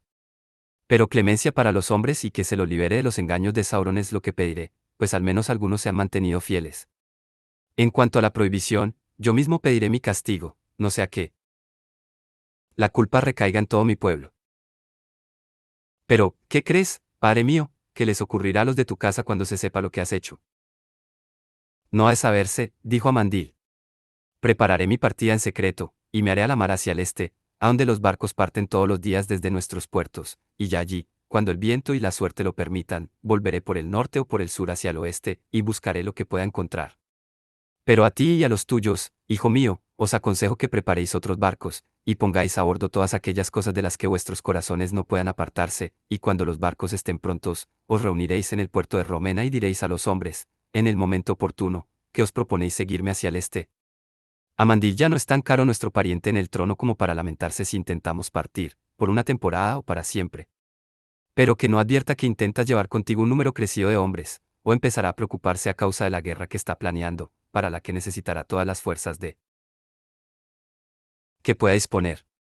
Busca a los fieles que son todavía sinceros y que se unan a ti en secreto si están dispuestos a partir contigo y a compartir tu misión. ¿Y cuál será esa misión? Preguntó el Endil. No os mezcléis en la guerra y vigilad, respondió Amandil. No iré más hasta que regrese. Pero es muy probable que huyáis de la tierra de la estrella sin estrella que os guíe, porque esa tierra está mancillada. Entonces perderéis todo lo que habéis amado, y conoceréis la muerte en vida, mientras buscáis una tierra de exilio en otro sitio. Si en el este o en el oeste, solo los Valar lo saben. Entonces Amandil se despidió de todos los de su casa como quien va a morir. Porque, dijo, es muy posible que no volváis a verme, y que no os envíe una señal como la que Arendil nos envió hace mucho tiempo. Pero manteneos alertas pues el fin del mundo conocido se aproxima. Se dice que Amandil se hizo a la mar por la noche, en una pequeña embarcación, y fue hacia el este, y luego dio media vuelta y navegó hacia el oeste. Y llevó consigo a 3 sirvientes muy queridos, y nunca hubo noticia ni señal de ellos en este mundo, ni cuento ni conjetura sobre la suerte que corrieron. Los hombres no podían ser salvados una segunda vez por una embajada semejante, y era difícil que hubiera absolución para la traición de Númenor. Pero Elendil hizo lo que su padre le había mandado, y sus barcos ocuparon la costa oriental de la tierra, y los fieles embarcaron a las esposas y a los hijos, y una gran cantidad de bienes. Y había entre ellos objetos bellos y poderosos, obra de los númenóreanos en tiempos de sabiduría, vasijas y joyas, y rollos de ciencia escrita en escarlata y negro. Y también 7 piedras, regalo de los Eldar, pero en el barco de Isildur se guardaba el árbol joven, el retoño de Nimlot el bello. Y Elendil estuvo siempre alerta, y no se mezcló en las malas acciones de aquellos días, y sin cesar aguardaba una señal que no llegaba. Entonces navegó en secreto a las costas occidentales, y escrutaba el mar, dominado por el dolor y la nostalgia, pues tenía gran amor por su padre. Pero nada veía salvo las flotas de Arparazón que se agrupaban en los puertos del oeste. Ahora bien, antaño, en la isla de Númenor, el tiempo cambiaba de acuerdo siempre con las necesidades y el agrado de los hombres, lluvia en la estación oportuna y en la medida justa, y un sol resplandeciente, ora cálido, ora no tanto, y vientos desde el mar. Y cuando el viento venía del oeste, a muchos les parecía que traía una fragancia, efímera pero dulce, que estremecía el corazón, como la de las flores que lucen para siempre en prados imperecederos y que no tienen nombre en las costas mortales. Pero todo esto había cambiado, porque el cielo mismo se había oscurecido y había tormentas de lluvia y granizo en aquellos días, y vientos huracanados, y de vez en cuando una gran nave de los númenóreanos naufragaba y no volvía a puerto, aunque semejante desgracia no les había ocurrido hasta entonces desde el levantamiento de la estrella. Y al atardecer venía a veces del oeste una gran nube que parecía un águila, con los extremos de las alas extendidas hacia el norte y el sur, y asomaba lentamente ocultando la puesta de sol, y entonces Númenor se sumía en la más negra de las noches. Y algunas de las águilas llevaban relámpagos bajo las alas, y el trueno resonaba entre el mar y las nubes. Entonces los hombres sentían miedo. Mirad las águilas de los señores del occidente, exclamaban. Las águilas de Manbe vuelan sobre Númenor. Y caían de bruces. Entonces algunos se arrepentían por una temporada, sin embargo, a otros se les endurecía el corazón, y alzaban los puños al cielo diciendo, los señores del occidente nos desafían. Son ellos los que dan el primer golpe. El próximo lo haremos nosotros. Estas palabras las pronunciaba el rey, pero habían sido concebidas por Sauron. Pues bien, los relámpagos se hicieron cada vez más frecuentes, y mataban a los hombres en las colinas, y en los campos, y en las calles de la ciudad, y un rayo ardiente cayó sobre la cúpula del templo y la partió, y la coronó de llamas. Pero el templo mismo quedó intacto, y erguido sobre la cúpula Sauron desafió al rayo y el rayo no lo hirió, y entonces los hombres lo llamaron Dios e hicieron todo lo que él quería. Fue así como apenas prestaron atención al último portento, porque la tierra se estremeció, y un rugido como de trueno subterráneo se mezcló con los bramidos del mar, y salió humo de la cima del Meneltarma. Y Arparazón se apresuró a preparar sus armamentos. En ese tiempo las flotas de los númenóreanos oscurecieron el mar hacia el occidente de la tierra y parecían un archipiélago de 1000 islas. Los mástiles eran como un bosque sobre las montañas, y las velas como una nube amenazadora, y los estandartes eran negros y dorados. Y todas las cosas aguardaban en el mundo de Arparazón, y Sauron se retiró al círculo central del templo, y los hombres le llevaban víctimas para ser quemadas. Entonces las águilas de los señores del occidente llegaron desde donde muere el día, en formación de combate, avanzando en una línea cuyo extremo disminuía hasta borrarse a lo lejos, y al acercarse dominaban el cielo extendiendo las alas cada vez más amplias. Pero el occidente ardía rojo detrás, y ellas resplandecían por debajo, como si estuvieran inflamadas por una llama de ira, que iluminaba toda Númenor como si fuera un incendio, y los hombres miraban las caras de alrededor, y les parecía que estaban rojas de cólera. Entonces Arparazón se hizo a la mar con su poderosa barca, Alcarondas, castillo del mar. Tenía muchos remos, y muchos mástiles dorados y amarillos, y sobre ella estaba montado el trono. Y Arparazón se vistió con el traje de ceremonia y la corona, y luego mandó que izaran el estandarte y dio la señal de levar anclas, y en aquel momento las trompetas de Númenor cubrieron el sonido del trueno. Las flotas de los númenóreanos avanzaron entonces contra la amenaza del occidente, y había escaso viento, pero tenían muchos remos, y muchos esclavos que remaban bajo el látigo. El sol se puso, y un gran silencio sobrevino. La oscuridad descendió sobre la tierra, y el mar estaba inmóvil mientras el mundo aguardaba lo que había de acaecer. Lentamente los que vigilaban los puertos fueron perdiendo de vista. Las flotas y las luces de las naves se debilitaron, y se las tragó la noche, y por la mañana habían desaparecido, y quebrantaron la prohibición de los Valar, y navegaron por mares vedados, avanzando con intención de guerra contra los inmortales, para arrancarles una vida perdurable en los círculos del mundo. Pero las flotas de Arpharazón llegaron de alta mar y rodearon a Bayón y toda la isla de Eresea, y los Eldar se lamentaron, porque la nube de los Númenóreanos cubrió la luz del sol poniente. Y por último Arpharazón llegó al reino bendecido de Aman, y las costas de Valinor, y todo estaba todavía en silencio, y el hado pendía de un hilo. Porque Arpharazón titubeó en ese momento y estuvo a punto de volverse. Contempló receloso las costas silenciosas y vio resplandecer el Taniquetil, más blanco que la nieve, más frío que la muerte, tranquilo, inmutable, terrible como la sombra de la luz de Ilúvatar. Pero el orgullo pudo más, y Arpharazón abandonó por fin el barco, y puso pie en la costa y reclamó esa tierra como suya si nadie se oponía con la fuerza de las armas. Y una hueste de Númenóreanos acampó cerca de Tuna, de donde todos los Eldar habían huido. Entonces Mamba invocó a Ilúvatar, y durante ese tiempo los Valar ya no gobernaron Arda. Pero Ilúvatar mostró su poder, y cambió la forma del mundo, y un enorme abismo se abrió en el mar entre Númenor y las tierras inmortales, y las aguas se precipitaron por él, y el ruido y los vapores de las cataratas subieron al cielo, y el mundo se sacudió. Y todas las flotas de los Númenóreanos se hundieron en la cima, y se ahogaron, y fueron tragadas para siempre. Pero Arpharazón el rey y los guerreros mortales que habían desembarcado en la tierra de Aman quedaron sepultados bajo un derrumbe de colinas. Se dice que allí yacen, en las cavernas de los olvidados, y que allí estarán hasta la última batalla del día del juicio. Pero las tierras de Aman y Eresea de los Eldar fueron retiradas y llevadas para siempre más allá del alcance de los hombres. Y Ane, la tierra del Don, Númenor de los reyes, Helena de la estrella de Arendil, fue destruida por completo. Porque estaba al este, junto a la enorme grieta, y los cimientos se derrumbaron, y cayó y se hundió en las sombras, y ya no existe. Y no hay ahora sobre la tierra lugar alguno donde se preserve la memoria de un tiempo en el que no había mal. Porque Ilúvatar hizo retroceder a los grandes mares al oeste de la Tierra Media, y las tierras vacías al este, y se hicieron nuevas tierras y nuevos mares, y el mundo quedó disminuido, pues Valinor y Eresea fueron transportadas al reino de las cosas escondidas. En una hora que los hombres no previeron, se consumó este destino, el 39º día después de la desaparición de las flotas.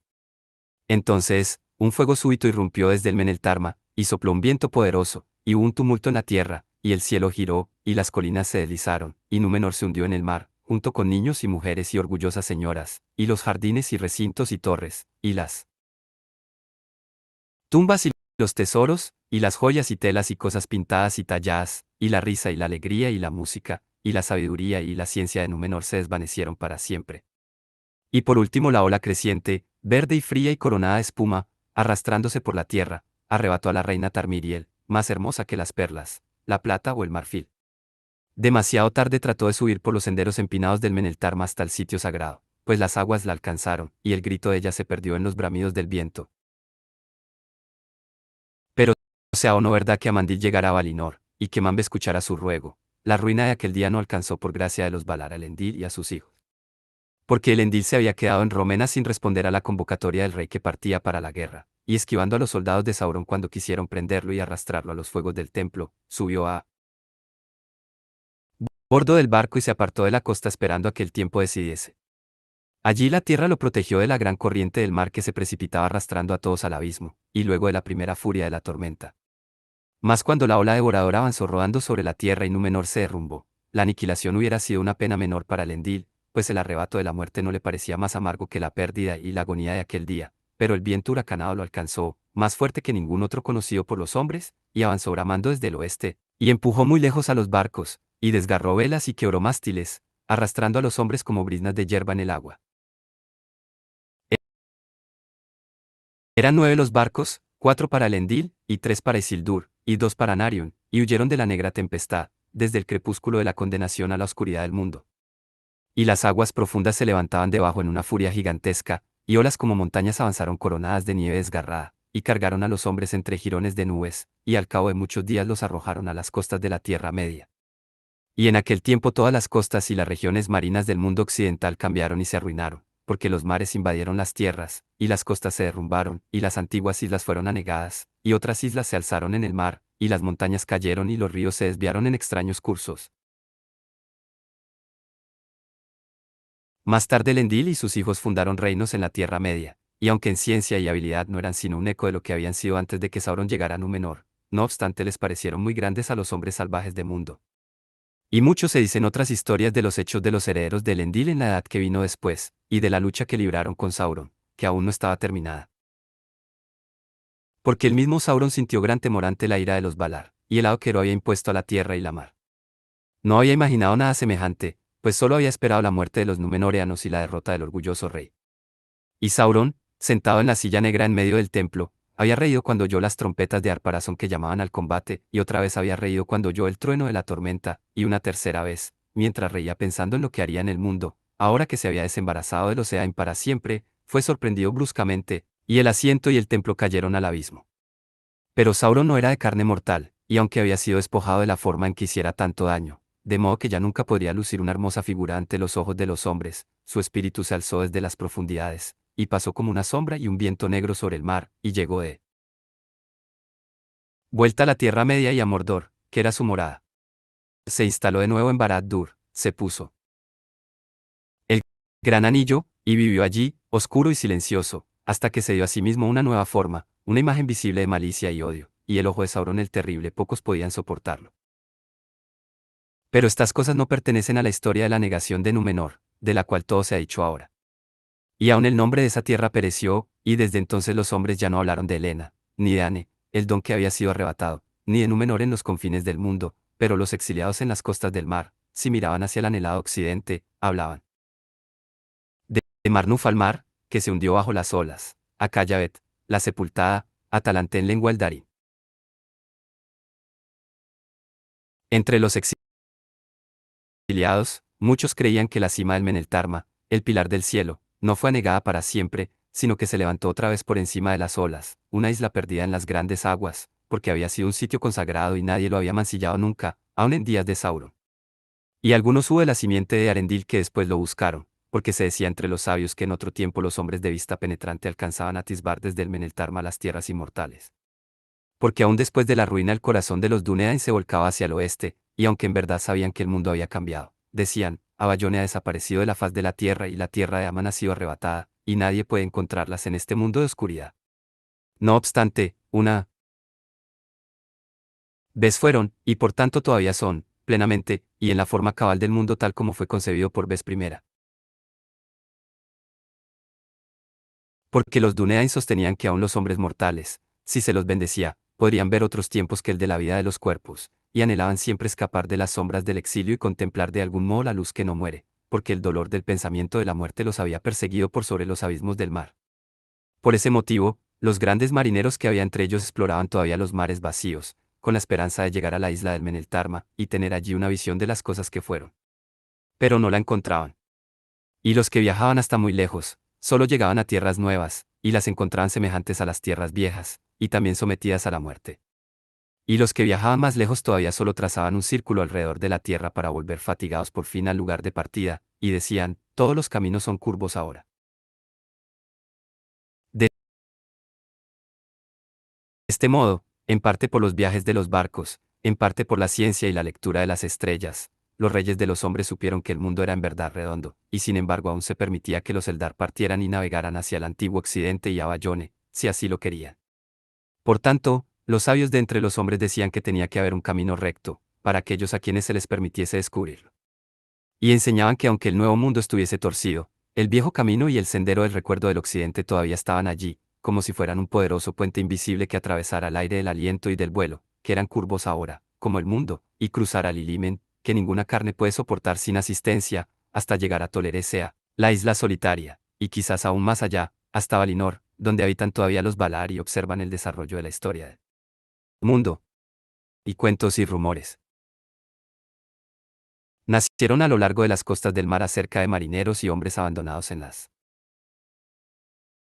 aguas, que por algún destino o gracia o favor de los Valar habían encontrado el camino recto y habían visto cómo se hundía por debajo de ellos la faz del mundo, y de ese modo habían llegado al puerto de Abayone, con lámparas que iluminaban los muelles, o en verdad a las últimas playas de Aman, y allí habían contemplado la montaña blanca, terrible y hermosa, antes de morir. De los anillos de poder. Y la tercera edad. Como que estos relatos llegan a su fin, Desde tiempos remotos fue Sauron el Maya, a quien los Sindar en Beleriand llamaron Vortaur. En el principio de Arda, Melkor lo sedujo ganándolo como aliado, y llegó a convertirse en el más grande y el más seguro de los servidores del enemigo, y en el más peligroso, porque podía asumir distintas formas, y durante mucho tiempo, si así lo quería, podía parecer hermoso y noble, de modo que era capaz de engañar a todos, salvo a los más precavidos. Cuando Tangolorin fue destruida y Morgoth vencido, Sauron se atavió otra vez con lúcidos colores, prometió obediencia a Ombe, el heraldo de Manbe, y abjuró de todo el mal que había hecho. Y dicen algunos que en un principio no lo hizo con falsedad, y que en verdad estaba arrepentido, aunque solo por miedo, perturbado por la caída de Morgoth y la gran cólera de los señores de Occidente. Pero Ombe no tenía poder para perdonar a quienes eran sus pares, y mandó a Sauron que volviera a Aman para ser allí juzgado por Manbe. Entonces Sauron se avergonzó, no quería regresar humillado, y aceptar quizá de los Valar una sentencia de larga servidumbre, como prueba de buena fe, porque había tenido mucho poder bajo Morgoth.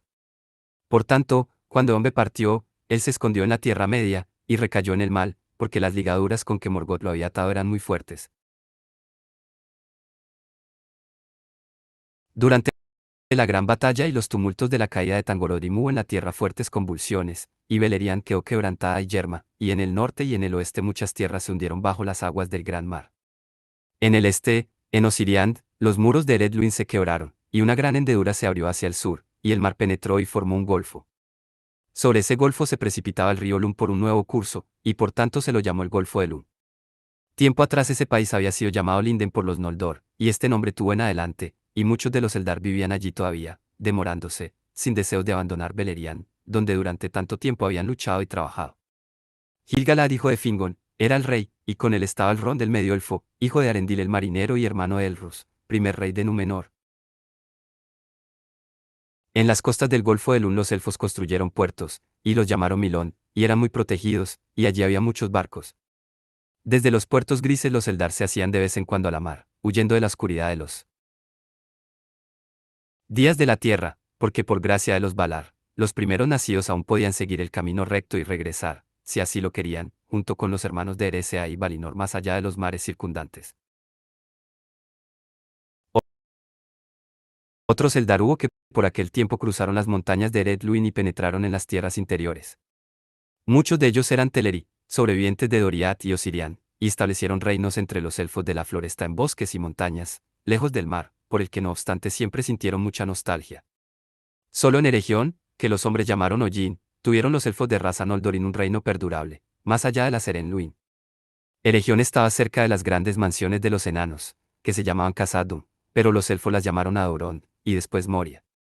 Desde Ostin-Edil, la ciudad de los elfos, la ruta iba hacia el portal occidental de Khazad-dûm, porque hubo amistad entre elfos y enanos, tal como no se conoció otra igual, para enriquecimiento de ambos pueblos. En Eregión, los artífices de los Waitimírdain, el pueblo de los orfebres, sobrepasaban en habilidad a todos cuantos hubiera habido. Excepto a Feanor, y en verdad el más hábil era Celebrimbor hijo de Curufin, que se separó de su padre y se quedó en Nargothrond cuando Celegorm y Curufin fueron expulsados, como se narra en el Quenta Silmarillion. En otros lugares de la Tierra Media hubo paz por muchos años, no obstante, las tierras eran casi todas salvajes y desoladas, salvo el sitio al que llegó el pueblo de Beleriand. Numerosos elfos moraron allí, por cierto, como habían morado durante incontables años, errando libremente por las vastas tierras lejos del mar, pero eran Avari, que conocían los hechos de Beleriand solo como rumores, y Valinor solo como un nombre distante. Y en el sur y en el este lejano los hombres se multiplicaron, y la mayor parte de ellos se inclinó al mal, pues Sauron trabajaba ahora. Al ver la desolación del mundo, Sauron se dijo que los Valar, después de haber derrocado a Morgoth, habían olvidado otra vez la Tierra Media, y su orgullo creció deprisa. Miraba con odio a los Eldar, y temía a los Númenóreanos que volvían a veces en sus barcos a las costas de la Tierra Media, pero por mucho tiempo disimuló sus pensamientos y ocultó los oscuros designios que estaba tramando.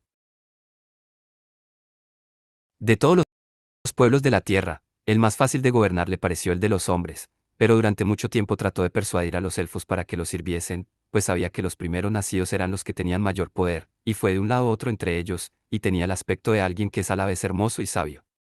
Solo Alindón no fue, porque Gil-galad y Elrond dudaban de él y de su hermoso aspecto, y aunque no sabían bien quién era, no quisieron admitirlo en el país. Pero en otros sitios los elfos lo recibieron de buen grado, y pocos de entre ellos escucharon a los mensajeros que llegaban de Lindón y les aconsejaban precaución. Porque Sauron se dio a sí mismo el nombre de Anatar, el Señor de los dones, y ellos recibieron en un principio múltiples beneficios de su amistad. Y él les decía: «Ay de la debilidad de los grandes. Porque poderoso rey es Gil-galad, y sabio en toda ciencia es el joven Elrond, y no obstante no me ayudan en mis trabajos. Es posible que no quieran ver que otras tierras sean tan benditas como las suyas. Pero, porque la Tierra Media ha de seguir siendo desolada y oscura cuando los elfos podrían volverla tan hermosa como Eresea, más aún, como Valinor. Y como no habéis vuelto allí, ¿cómo podríais haberlo hecho? Veo que amáis a la Tierra Media como yo la amo. No es pues nuestra misión trabajar juntos para enriquecerla, y para elevar a todos los linajes élficos que yerran aquí ignorantes a esa cima de poder y conocimiento a que han llegado los demás allá del mar. Era en la región donde los consejos de Sauron se recibían con mayor complacencia, porque en esa tierra los Noldor deseaban acrecentar cada vez más la ingeniosidad y la sutileza de sus obras. Además no tenían paz en el corazón desde que se negaran a volver al occidente, y a la vez querían permanecer en la Tierra Media, a la que amaban en verdad, y gozar de la beatitud de los que habían partido. Por tanto escucharon a Sauron, y aprendieron de él muchas cosas, pues tenía grandes conocimientos. En aquellos días los herreros de Ostin-Edil superaron todo cuanto habían hecho antes, y al cabo de un tiempo hicieron los anillos del poder. Pero Sauron guiaba estos trabajos, y estaba enterado de todo cuanto hacían, porque lo que deseaba era someter a los elfos y tenerlos bajo vigilancia. Ahora bien, los elfos hicieron muchos anillos, pero Sauron hizo en secreto un anillo único, para gobernar a todos los otros, cuyos poderes estarían atados a él, sujetos por completo a él, y durarían mientras él durase. Y gran parte de la fuerza y la voluntad de Sauron pasó a ese anillo único, porque el poder de los anillos élficos era muy grande, y el del que habría de gobernarlos tendría por fuerza que será aún más poderoso, y Sauron lo forjó en la montaña de fuego en la tierra de la sombra. Y mientras llevaba el anillo único, era capaz de ver todo lo que se hacía por medio de los anillos menores, y podía leer y gobernar los pensamientos mismos de quienes los llevaban. Pero no era tan fácil atrapar a los elfos. No bien Sauron se puso el anillo único en el dedo, se dieron cuenta, y supusieron quién era, y que quería adueñarse de todos ellos y de todo cuanto hiciesen. Entonces, con enfado y temor, se quitaron los anillos. Pero él, al ver que lo habían descubierto, y que los elfos no habían sido engañados, sintió gran cólera, y los enfrentó exigiéndoles que le entregaran todos los anillos, pues los herreros elfos no podrían haberlos forjado sin la ciencia y el consejo con que él los había asistido. Pero los elfos huyeron de él, así salvaron 3 de los anillos, y se los llevaron, y los ocultaron. Ahora bien, eran esos 3 los últimos que se habían hecho, y los que tenían más grande poder. Narya, Neni y Vilia se llamaban, los anillos del fuego, y del agua, y del aire, que tenían engarzados un rubí y un diamante y un zafiro, y eran de todos los anillos élficos los que Sauron más deseaba, pues quienes los poseyeran podrían evitar el deterioro y demorar la fatiga del mundo. Pero Sauron nunca los encontró porque fueron dados a los sabios, que los ocultaron y nunca más se los pusieron a la luz, en tanto Sauron tuviera el anillo regente. De ese modo los 3 permanecieron incólumes, pues habían sido forjados por Celebrimbor tan solo, y la mano de Sauron no los había tocado, no obstante también estaban sometidos al único. Desde esos días siempre hubo guerra entre Sauron y los elfos, y Eregion fue arruinada, y Celebrimbor muerto, y las puertas de Moria se cerraron. En ese tiempo la fortaleza y refugio de Imladris, que los hombres llamaron Rivendell, fue encontrado por el Ron medio elfo, y resistió largo tiempo.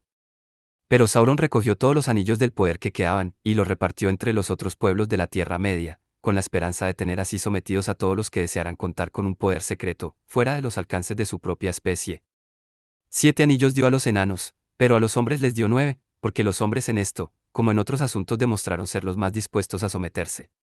Y todos los anillos que Sauron gobernaba, los pervertía, con bastante facilidad pues él mismo había contribuido a hacerlos, y estaban malditos, y traicionaron al final a todos quienes los llevaban. Los enanos demostraron ser firmes y nada dóciles, no soportan de buen grado el dominio de los demás, y es difícil saber lo que en verdad piensan, y tampoco es fácil inclinarlos a las sombras. Solo llevaban los anillos para la adquisición de riquezas, pero la ira y una abrumadora codicia de oro les encendió los corazones. Mal del que luego Sauron obtuvo gran beneficio.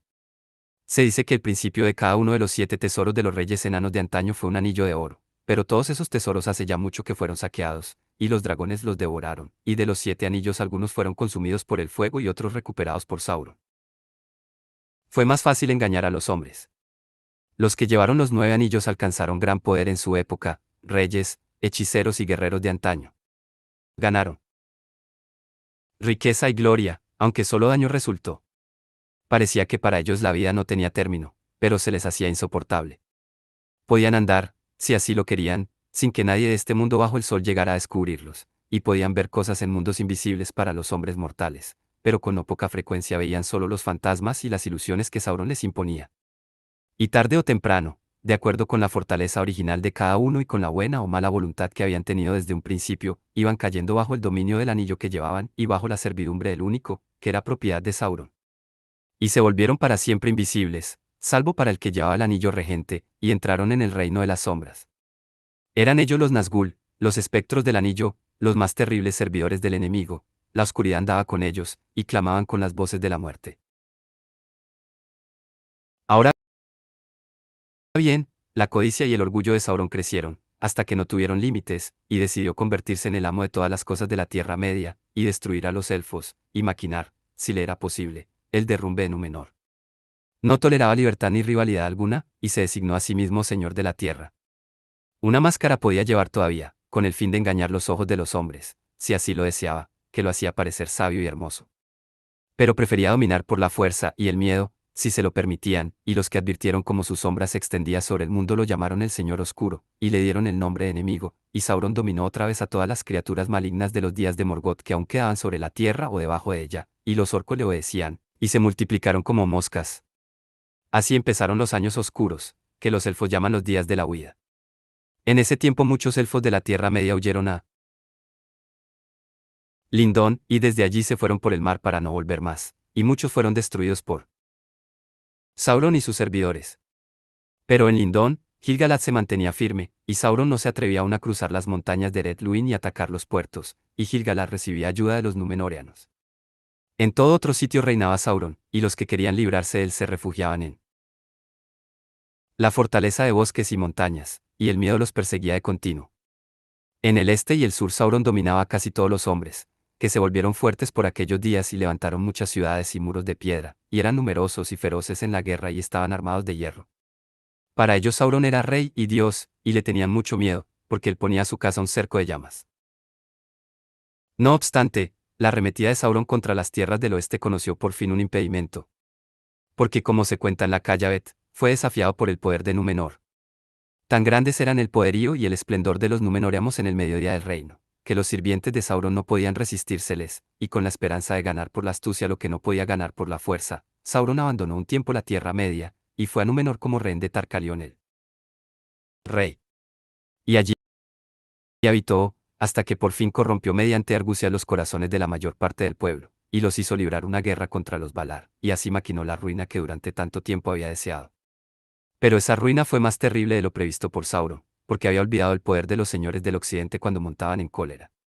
El mundo fue destruido y tragada la tierra, y los mares se alzaron, y el mismo Sauron se hundió en el abismo. Pero luego su espíritu subió y volvió volando a la Tierra Media, como un viento negro en busca de morada. Allí descubrió que el poder de Gil-galad había crecido en los años de ausencia, y se había extendido ahora por vastas regiones del norte y el oeste, y llegaba más allá de las montañas nubladas y el gran río, aún hasta los bordes del gran bosque verde, y se acercaba a los sitios en los que otrora se había sentido seguro. Entonces Sauron se retiró a la fortaleza en la Tierra Negra, y pensó en la guerra. En aquel tiempo los númenóreanos que se salvaron de la destrucción huyeron hacia el este, como se cuenta en la Cállabeth. Los principales de ellos eran Elendil el Alto y sus hijos, Isildur y Anarion. Aunque parientes del rey, como descendientes de Elros, no quisieron escuchar a Sauron, y se habían negado a combatir contra los señores del oeste.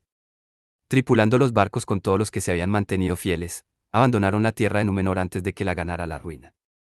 Eran hombres poderosos, y las naves resistentes y altas, pero las tempestades los alcanzaron y unas montañas de agua los levantaron hasta las mismas nubes, y descendieron sobre la Tierra Media como pájaros de tormenta. Elendil fue arrojado por las olas a la tierra de Lindón, y tuvo la amistad de Gil-galad. Desde allí cruzó el río Lún, y más allá de Ered Luin estableció el reino, y el pueblo habitó en distintos lugares de Eriador en torno a los cursos del Lún y el Baranduin, pero la ciudad principal se encontraba en Anúminas, junto a las aguas del lago Nenuial.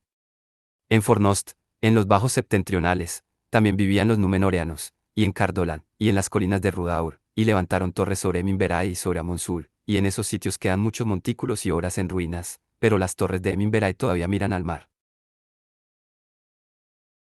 Isildur y Anarion fueron transportados hacia el sur, y por último navegaron río arriba por el gran Anduin, que fluye desde Roanion hacia el mar occidental y desemboca en la bahía de Belfalas, y establecieron reino en esas tierras que se llamaron después Gondor, mientras que el reino septentrional se llamó Arnor. Mucho antes, en los días de poder, los marineros de Númenor habían establecido un puerto y fortalezas a los lados de las desembocaduras del Anduin, a pesar de que la tierra negra de Sauron no estaba lejos hacia el este. En días posteriores, solo llegaban a ese puerto los fieles de Númenor, y por tanto muchos de los habitantes de las costas de esa región eran parientes directos o indirectos de los amigos de los elfos y del pueblo de Elendil, y dieron la bienvenida a sus hijos. La principal ciudad del reino austral era Osgiliath, a través de la cual fluía el río Grande, y los númenóreanos levantaron allí un gran puente sobre el que había torres y casas de piedra de admirable aspecto, y altas naves venían del mar a los muelles de la ciudad. Otras fortalezas construyeron también sobre ambas márgenes, Minas y Til, la torre de la luna naciente, al este, sobre un risco de las montañas de la sombra, como amenaza a Mordor, y hacia el oeste, Minas Ene, la torre del sol poniente, al pie del monte Mindoyuin, como escudo contra los hombres salvajes de los valles. En Minas y Til se alzaba la casa de Isildur, y en Minas Ene la casa de Anarion, pero compartían entre ambos el reino, y sus tronos estaban juntos en el gran recinto de Osgiliath. Esas eran las principales moradas de los númenóreanos en Gondor, pero otras obras maravillosas y fuertes construyeron en la tierra durante los días de poder, en la Sargonath, y en Aglarón, y en Erech, y en el círculo de Angrenost, que los hombres llamaron Isengar, levantaron el pináculo de hortán de piedra. Inquebrantable. Muchos tesoros y reliquias de gran virtud y maravilla trajeron los exiliados de Númenor, y de estos los más renombrados eran las 7 piedras y el árbol blanco. El árbol blanco había nacido de un fruto de Nimlot el bello que crecía en los patios del rey de Armenelos, en Númenor, antes de que Sauron lo abrazara, y Nimlot a su vez descendía del árbol de Tirion, que parecía una imagen del mayor de los árboles, el blanco Telperion, que hizo crecer Yavanna en la tierra de los Valar. El árbol, recuerdo de los Eldar y de la luz de Valinor, se plantó en Minas Ithil ante la casa de Isildur, pues él había sido quien salvara el fruto de la destrucción, pero las piedras se dividieron. 3 tomó Elendil, y 2 cada uno de sus hijos. Las de Elendil fueron guardadas en torres sobre Minberai, y sobre Amonsul y en la ciudad de Anúminas. Pero las de los hijos estaban en Minas Ithil y Minas Ene, y en Hortán y en Osgiliath. Ahora bien, estas piedras tenían una virtud: quien las mirara vería en ellas la imagen de cosas distantes, fuera en el espacio o en el tiempo. Casi siempre revelaban solo cosas afines a otra piedra emparentada porque las piedras se llamaban entre sí, pero quienes eran fuertes de voluntad y de mente podían aprender a mirar a donde quisieran. De este modo los númenóreanos llegaban a conocer muchas cosas que el enemigo pretendía ocultar, y poco escapó a esta vigilancia durante el tiempo en que tuvieron gran poder. Se dice que las torres de Eminberai no fueron construidas en verdad por los exiliados de Númenor, sino que las levantó Gil-galad para su amigo Elendil, y la piedra vidente de Eminberai estaba guardada en el Ostirion, la más alta de las torres. Allí se recuperaba Elendil, y desde allí solía contemplar los mares que separaban las tierras cuando lo asaltaba la nostalgia del exilio, y se cree que de este modo a veces alcanzaba a ver la torre de Avallones sobre Eresea, donde el maestro de la piedra habitaba y habita todavía. Estas piedras eran un regalo de los Eldar a Mandil, padre de Elendil, para consuelo de los fieles de Númenor en los días de oscuridad, cuando los elfos no podían ir ya a esa tierra bajo la sombra de Sauron. Se llamaban las Palantiri, las que vigilan desde lejos, pero todas las que habían sido llevadas a la Tierra Media hacía ya mucho que estaban perdidas. De este modo los exiliados de Númenor establecieron sus reinos en Arnor y en Gondor, pero antes de que hubieran transcurrido muchos años se hizo evidente que el enemigo, Sauron, también había regresado. Había venido en secreto, como se dijo, a su viejo reino de Mordor, más allá de Pelduat, las montañas de la sombra, y ese país limitaba con Gondor al este. Allí, sobre el valle de Gorgoroth se levantó su fortaleza, vasta y resistente, Barad-dûr, la torre oscura, y había una montaña llameante en esa tierra que los elfos llamaban Orodruin. En verdad, por esa razón Sauron había instalado allí su morada desde hacía mucho tiempo, porque el fuego que emanaba allí desde el corazón de la tierra lo utilizaba para brujerías y forjas, y en medio de la tierra de Mordor había hecho el anillo regente. Allí meditó en la oscuridad, hasta que se hubo dado a sí mismo una forma nueva, ya que había perdido para siempre el hermoso semblante, cuando fuera arrojado al abismo. En el hundimiento de Númenor, tomó otra vez el gran anillo y se hizo más poderoso, y pocos Había aún entre los grandes de los elfos y de los hombres que pudieran soportar la mirada de Sauron. Ahora bien, Sauron preparaba la guerra contra los Eldar y los hombres de Oesternese y los fuegos de la montaña despertaron otra vez. Fue así como al ver el humo de Orodruin desde lejos y entender que Sauron había regresado, los Númenóreanos le pusieron a la montaña un nuevo nombre, Amon Amart, el Monte del Destino. Y Sauron reunió una gran fuerza de servidores venidos del este y del sur, y entre ellos no pocos eran de la raza de Númenor. Porque en los días de la estadía de Sauron en esa tierra, el corazón de casi todo ese pueblo se volcó a la oscuridad. Así ocurría que muchos de los que navegaron hacia el este en ese tiempo y levantaron fortalezas y viviendas en las costas estaban ya sometidos a la voluntad de Sauron, y los servían de buen grado en la Tierra Media.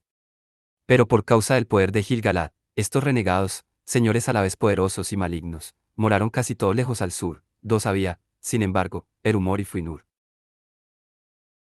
que crecieron en poder entre los Aradim, un pueblo grande y cruel que habitó en las amplias tierras al sur de Mordor más allá de las desembocaduras del Anduin.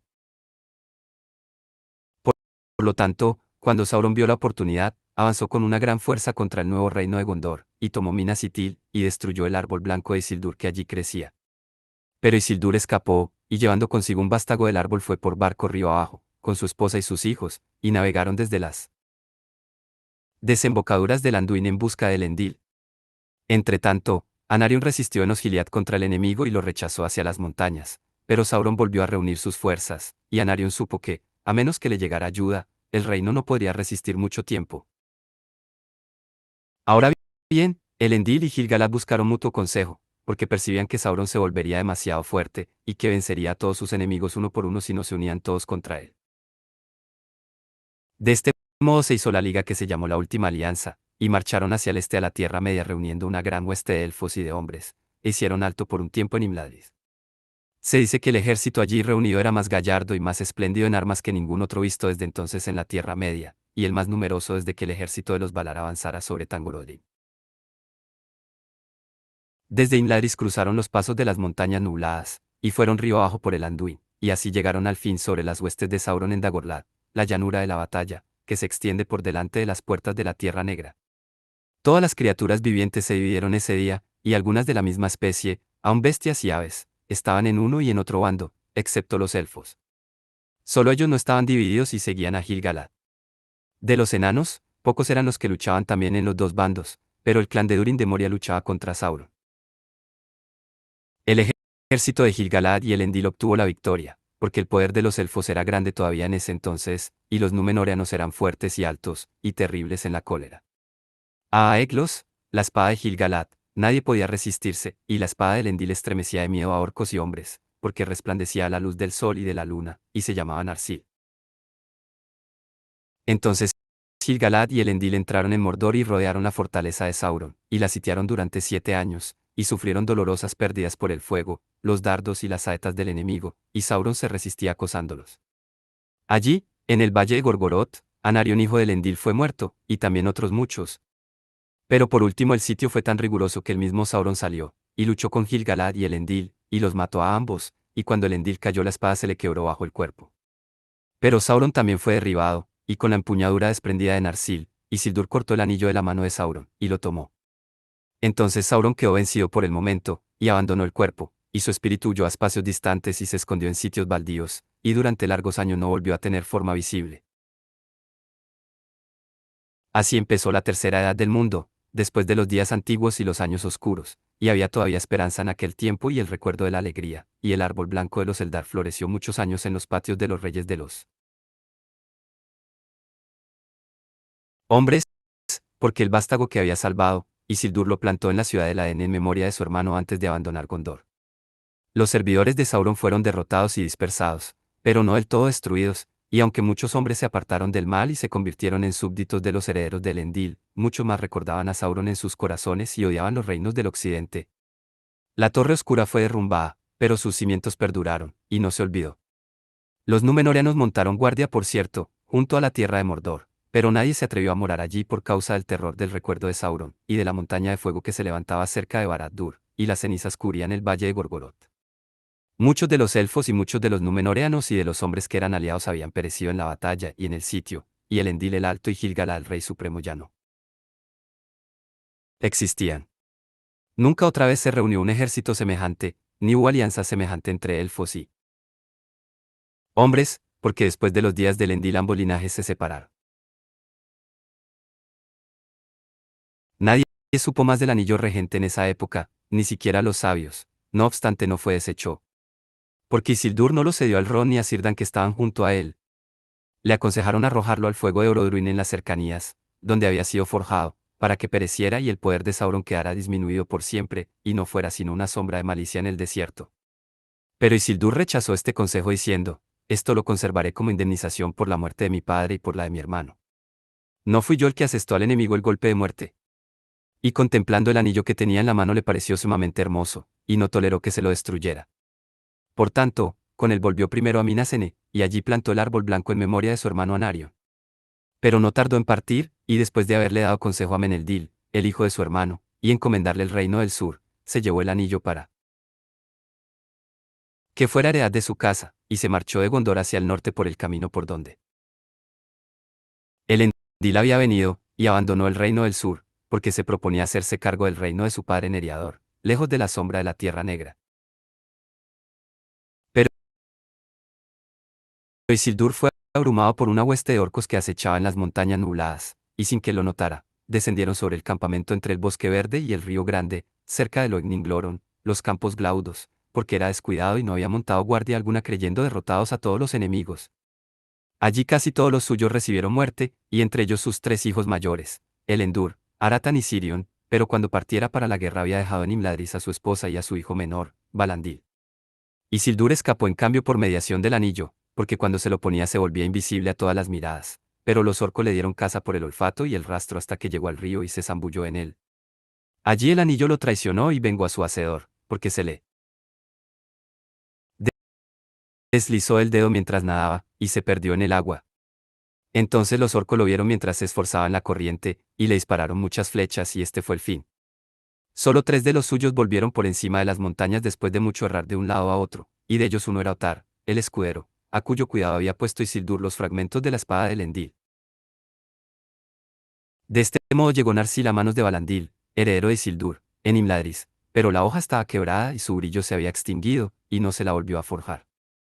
Y el señor Elrond anunció que no se lo haría en tanto no se reencontrara el anillo regente y Sauron volviera, pero la esperanza de elfos y hombres era que estas cosas no ocurrieran nunca. Balandil habitó en Anúminas, pero su pueblo había disminuido, y de los Númenóreanos y de los hombres quedaban muy pocos como para poblar la tierra o mantener todos los lugares que Elendil había edificado, muchos habían caído en Dargolat, y en Mordor, y en los campos Glaudos. Y sucedió al cabo de los días de Arendur, el séptimo rey que siguió a Balandil, que los hombres del occidente, los Dúnedain del norte, se dividieron en mezquinos reinos y señoríos, y sus enemigos los devoraron uno por uno. Siguieron menguando con los años, hasta que pasó su gloria dejando tan solo montículos verdes en la yerba. Por fin nada quedó de ellos salvo un pueblo extraño que erraba secretamente por tierras deshabitadas, y los demás hombres nada sabían de dónde moraban ni el propósito de esas idas y venidas, y salvo en Imladris, en la casa del Rond, el linaje quedó olvidado. Pero los herederos de Isildur, durante muchas vidas de hombres, siguieron atesorando los fragmentos de la espada, y la línea de padre a hijo nunca se quebró. En el sur, Gondor perduró, y durante un tiempo creció en esplendor, hasta que la riqueza y majestad del reino hizo recordar a Númenor antes de la caída. Altas torres levantó el pueblo de Gondor, y fortalezas, y puertos de muchos barcos, y la corona alada de los reyes de los hombres fue reverenciada por gentes de muchas tierras, y de muchas lenguas. Porque durante largos años creció el árbol blanco ante la casa del rey en Minasene, descendiente de aquel árbol que Isildur rescatara de las profundidades del mar, de Númenor, y la simiente anterior provenía de Abayone, y la más anterior de Valinor, en el día que precedió a los días, cuando el mundo era joven. Sin embargo, al final, con el desgaste de los rápidos años de la Tierra Media, Gondor decayó, y el linaje Meneldil hijo de Anarion se interrumpió. Porque la sangre de los Númenóreanos se mezcló demasiado con la de otros hombres, y perdieron poder y sabiduría, y tuvieron una vida más breve, y no vigilaron a Mordor como antes. Y en los días de Telemnar, el 23º del linaje Meneldil, una peste llegó desde el oriente en vientos oscuros, y atacó al rey y a sus hijos, y perecieron muchos del pueblo de Gondor. Entonces los fuertes de las fronteras de Mordor quedaron abandonados, y Minas Ithil se vació de gente, y el mal penetró otra vez en secreto en la Tierra Negra, y las cenizas de Gorgoroth se movieron como si soplara un viento frío, pues allí se agolparon unas formas oscuras. Se dice que estas eran en verdad los Ulairi, que Sauron llamaba los Nazgûl, los 9 espectros del anillo que durante mucho tiempo habían permanecido ocultos, pero que retornaban ahora para preparar el camino del amo, que había empezado a crecer otra vez. Y en días de Arnil asestaron el primer golpe, y vinieron durante la noche de Mordor por los pasos de las montañas de la sombra, y moraron en Minas Ithil, y lo convirtieron en un lugar tan espantoso que nadie se atrevía a mirarlo. En adelante se llamó Minas Morgul, la torre de la hechicería, y Minas Morgul estaba siempre en guerra con Minas Ene, en el oeste. Entonces Osgiliath, que con la decadencia de su gente hacía ya mucho que estaba desierta, se convirtió en lugar de ruinas y fantasmas. Pero Minas Ene resistió, y recibió un nuevo nombre, Minas Tirith, la torre de la guardia, porque allí los reyes hicieron construir en la ciudadela una torre blanca, muy alta y muy hermosa, cuya mirada abarcaba muchas tierras. Era orgullosa aún y fuerte esa ciudad, y en ella el árbol blanco floreció todavía un tiempo ante la casa de los reyes, y allí el resto de los númenóreanos aún defendía el pasaje del río contra los terrores de Minas Morgul, y contra todos los enemigos del oeste, orcos y monstruos, y hombres malvados, y de ese modo las tierras a espaldas de ellos, al oeste del Anduin, quedaron protegidas de la guerra y la destrucción. Al cabo de los días de Yarnur hijo de Arnil, y último rey de Gondor, Minas Tirith aún se mantenía en pie. Earnur fue quien cabalgó solo hasta las puertas de Minas Morgul para contestar al desafío del señor de Morgul, y se enfrentó con él en singular combate, pero fue traicionado por los Nazgûl y llevado vivo a la ciudad del tormento, y ningún hombre lo vio otra vez. Ahora bien, Earnur no dejó heredero, pero cuando la línea de los reyes se extinguió, los mayordomos de la casa de Mardil el Fiel gobernaron la ciudad y el reino, cada vez más menguado, y los Rohirrim, los jinetes del norte, llegaron y moraron en la verde tierra de Rohan que se llamó antes Calenaron y fue parte del reino de Gondor, y los Rohirrim ayudaron a los señores de la ciudad en la guerra. Y al norte, más allá de los saltos del Rauros y las puertas de Argonath, había todavía otras defensas, poderes más antiguos de los que pocos sabían los hombres, y que las criaturas malignas no se atrevían a molestar, mientras el Señor Oscuro, Sauron, no volviera, madurado el momento. Y hasta que ese momento no llegó, los Nazgûl nunca cruzaron otra vez el río en los días de Arnil, ni salieron de la ciudad como hombres visibles. Durante todos los días de la tercera edad, después de la caída de Gil-galad, el señor Elrond vivió en Imladris, y reunió allí a muchos elfos, y otras criaturas sabias y poderosas entre todos los linajes de la Tierra Media, y preservó al cabo de muchas vidas de hombres el recuerdo de todo lo que había sido hermoso. Y la casa de Elrond fue refugio para fatigados y oprimidos, y tesoro de preciosos consejos y sabiduría. En esa casa se albergaron los herederos de Isildur, en la infancia y la vejez, pues estaban emparentados por la sangre con el mismo Elrond, y también porque él sabía que a uno de su linaje le estaba asignada una parte principal en los últimos hechos de esa edad. Y en tanto ese momento no llegara, los fragmentos de la espada de Elendil se encomendaron al cuidado de Elrond, cuando en días oscuros los Dúnedain se convirtieron en un pueblo errante. En Eriador, Imladris era la más importante morada de los altos elfos, pero en los puertos grises de Lindon moraba también un resto del pueblo de Gil-galad, el rey de los elfos. A veces cerraban por tierras de Eriador, pero la mayoría vivía cerca de las costas del mar, y construían y cuidaban las naves élficas en que los primeros nacidos se hacían a la mar rumbo al más extremo occidente, fatigados del mundo. Círdan el carpintero de barcos era el señor de los puertos y muy poderoso entre los sabios. De los 3 anillos que los elfos habían preservado sin mancha nada se decía por cierto entre los sabios, y aun pocos de los Eldar conocían el sitio en que se guardaban ocultos. No obstante, después de la caída de Sauron, el poder de los 3 anillos continuaba obrando, y donde ellos estaban, estaba también la alegría, y los dolores del tiempo no mancillaban ninguna cosa. Así ocurrió que antes de que la tercera edad concluyera, los elfos advirtieron que el anillo de zafiro estaba con Elrond, en el hermoso valle de Rivendell, pues sobre su casa las estrellas del cielo eran más brillantes, mientras que el anillo de diamante estaba en la tierra del Orien, donde vivía la dama Galadriel. Aunque reina de los elfos del bosque, y esposa de Celeborn de Doriath, Galadriel pertenecía a los Noldor, y recordaba el día anterior a los días en Valinor, y era la más poderosa y la más bella de los elfos que habían quedado en la Tierra Media. Pero el anillo rojo permaneció oculto hasta el final, y nadie, salvo Elrond y Galadriel y Círdan, sabía quién había sido encomendado. Fue así como en dos dominios la beatitud y la belleza de los elfos permanecieron intactas mientras duró esa edad, en Imladris y en Lolorien, la tierra escondida entre el Celebrant y el Anduin, donde los árboles daban flores de oro, y a donde no se atrevían a entrar los orcos y las criaturas malignas. No obstante, muchas voces de entre los elfos predecían que, si Sauron volviera, o bien encontraría el anillo regente perdido, o bien sus enemigos lo descubrirían y lo destruirían. Pero en ambos casos terminaría el poder de los tres, y todas las cosas mantenidas por él tendrían que marchitarse, de ese modo llegaría el crepúsculo de los elfos y empezaría el dominio de los hombres. Y así en verdad ha sucedido. El único y los 7 y los 9 fueron destruidos, y los 3 desaparecieron, y con ellos terminó la tercera edad, y concluyen las historias de los Eldar en la Tierra Media. Esos fueron los años que se apagaban, y el invierno del último florecimiento de los elfos al este del mar. En ese tiempo los Noldor andaban todavía en las tierras de Akende, los más aguerridos y hermosos de entre los hijos del mundo, y los oídos mortales todavía escuchaban lo que decían. Muchas cosas bellas y maravillosas había aún en la tierra en aquel tiempo, y también muchas cosas malignas y horribles, orcos, y trasgos, y dragones, y bestias salvajes, y extrañas criaturas de los bosques, viejas y sabias, cuyos nombres se han olvidado. Los enanos trabajaban aún en las montañas, y labraban con paciente artesanía obras de metal y de piedra que hoy nadie puede igualar. Pero el dominio de los hombres se preparaba, y todas las cosas estaban cambiando, hasta que el Señor Oscuro despertó otra vez en el Bosque Negro. Ahora bien, antaño el nombre del bosque era el Gran Bosque Verde, y sus amplios espacios y senderos eran frecuentados por bestias y pájaros de espléndido canto, y allí estaba el reino del rey Tranduil bajo el roble y la haya. Pero al cabo de muchos años, cuando hubo transcurrido casi un tercio de esa edad, una oscuridad invadió lentamente el bosque desde el sur, y el miedo echó a andar por claros umbríos. Las bestias salvajes cazaron allí y unas criaturas malignas y crueles tendieron sus trampas.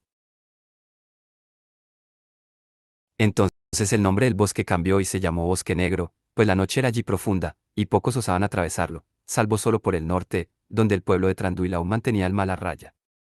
De donde venía pocos podían decirlo, y pasó mucho tiempo antes que los sabios lo descubrieran. Era la sombra de Sauron y el signo de su retorno. Porque al venir de los yermos del este, escogió como morada al sur del bosque, y lentamente creció y cobró forma otra vez. En una colina oscura levantó su vivienda, y allí obró su hechicería, y todos temieron al hechicero de Dol Guldur, y sin embargo no sabían todavía al principio cuán grande era el peligro. Mientras aún las primeras sombras empezaban a invadir el bosque negro, en el oeste de la Tierra Media aparecieron los Istari, a quienes los hombres llamaron los magos. Nadie sabía en aquel tiempo de dónde eran, salvo Círdan de los puertos, y solo a Elrond y a Galadriel se les reveló que venían de allende el mar. Pero luego se dijo entre los elfos que eran mensajeros enviados por los señores del occidente para contrarrestar el poder de Sauron, si éste despertaba de nuevo, y para incitar a los elfos y a los hombres y a todas las criaturas vivientes de buena voluntad a que emprendiesen valerosas hazañas. Tenían aspecto de hombres, viejos pero vigorosos, y cambiaban poco con los años, y solo envejecían lentamente, aunque llevaban la carga de muchas preocupaciones, y eran de gran sabiduría y poderosos de mente y manos. Durante mucho tiempo viajaron a lo largo y a lo ancho entre los elfos y los hombres, y conversaban también con las bestias y los pájaros, y los pueblos de la Tierra Media les dieron muchos nombres, pues ellos no revelaron cómo se llamaban en verdad. Los principales de ellos fueron los que los elfos llamaron Mitrandir y Curunir, pero los hombres del norte los llamaron Gandalf y Saruman. De estos Curunir era el mayor y el que llegó primero, y después de él llegaron Mitrandir y Radagast, y otros de los Istari que fueron al este de la Tierra Media, y no están incluidos en estas historias. Radagast fue amigo de todas las bestias y todos los pájaros, pero Curunir anduvo sobre todo entre los hombres, y era sutil de palabra, y hábil en obras de herrería. Mitrandir era quien tenía más íntimo trato con el Rond y los elfos. Erró muy lejos por el norte y por el oeste, y nunca en tierra alguna tuvo morada duradera, pero Curunir viajó hacia el este, y cuando regresó vivió en Ortán en el anillo de Isengar, que construyeron los Númenóreanos en los días de poder. Siempre el más vigilante fue Mitrandir, y él era quien más sospechaba de la oscuridad del bosque negro, porque aunque muchos creían que era obra de los espectros del anillo, él temía en verdad que fuera el primer atisbo de la sombra de Sauron que regresaba, y marchó a Dol Guldur, y el hechicero huyó de él, y hubo una paz cautelosa durante un largo tiempo. Pero al fin regresó la sombra, creciendo en poder, y en ese tiempo se celebró por primera vez el Concilio de los Sabios, llamado luego el Concilio Blanco, y en él estaban el Rond, y Galadriel, y Círdan, y otros señores de los Eldar, y también Mitrandir y Curunir. Y Curunir, que era Saruman el Blanco, fue escogido como jefe, pues era quien más había estudiado las estratagemas de Sauron en otros tiempos. Galadriel había deseado en verdad que Mitrandir fuera la cabeza del concilio, y Saruman se lo reprochó, pues su orgullo y su deseo de dominio eran ahora grandes, pero Mitrandir rehusó él.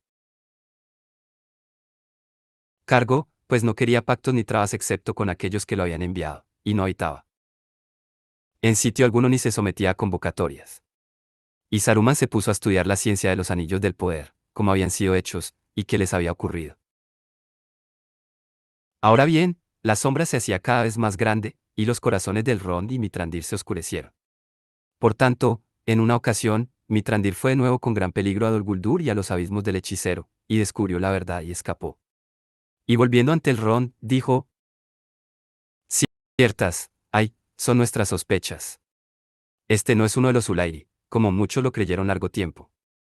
Es el mismo Sauron que otra vez ha cobrado forma y crece ahora deprisa, y está juntando otra vez todos los anillos, y busca siempre noticias acerca del único y de los herederos de Isildur, si viven aún sobre la tierra. Y el Ron contestó: en la hora en que Isildur tomó el anillo y no quiso cederlo, seguro este hado, que Sauron volvería. No obstante, el único se perdió, dijo Mitrandir, y mientras no se encuentre, podemos dominar al enemigo, si unimos nuestras fuerzas y no nos demoramos demasiado. Entonces se convocó el concilio blanco, y allí Mitrandir los instó a rápidos procederes, pero Curunir se opuso, y aconsejó esperar y vigilar. Porque no creo, dijo, que volvamos a encontrar el único en la Tierra Media. Cayó en el Anduin, y pienso que habrá sido arrastrado al mar hace ya tiempo.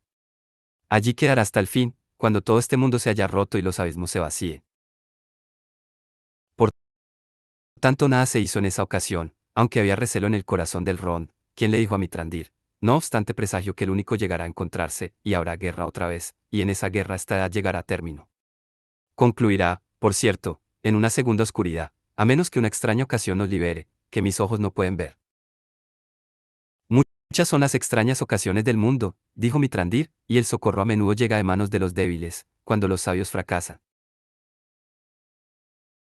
Ocurrió entonces que los sabios se sintieron perturbados, pero ninguno leyó entonces en los negros pensamientos de Curunir, ni nadie supo que era ya un traidor, pues deseaba que él y no otro fuese quien encontrara el anillo, y así podría ponérselo y doblegar a todo el mundo a voluntad.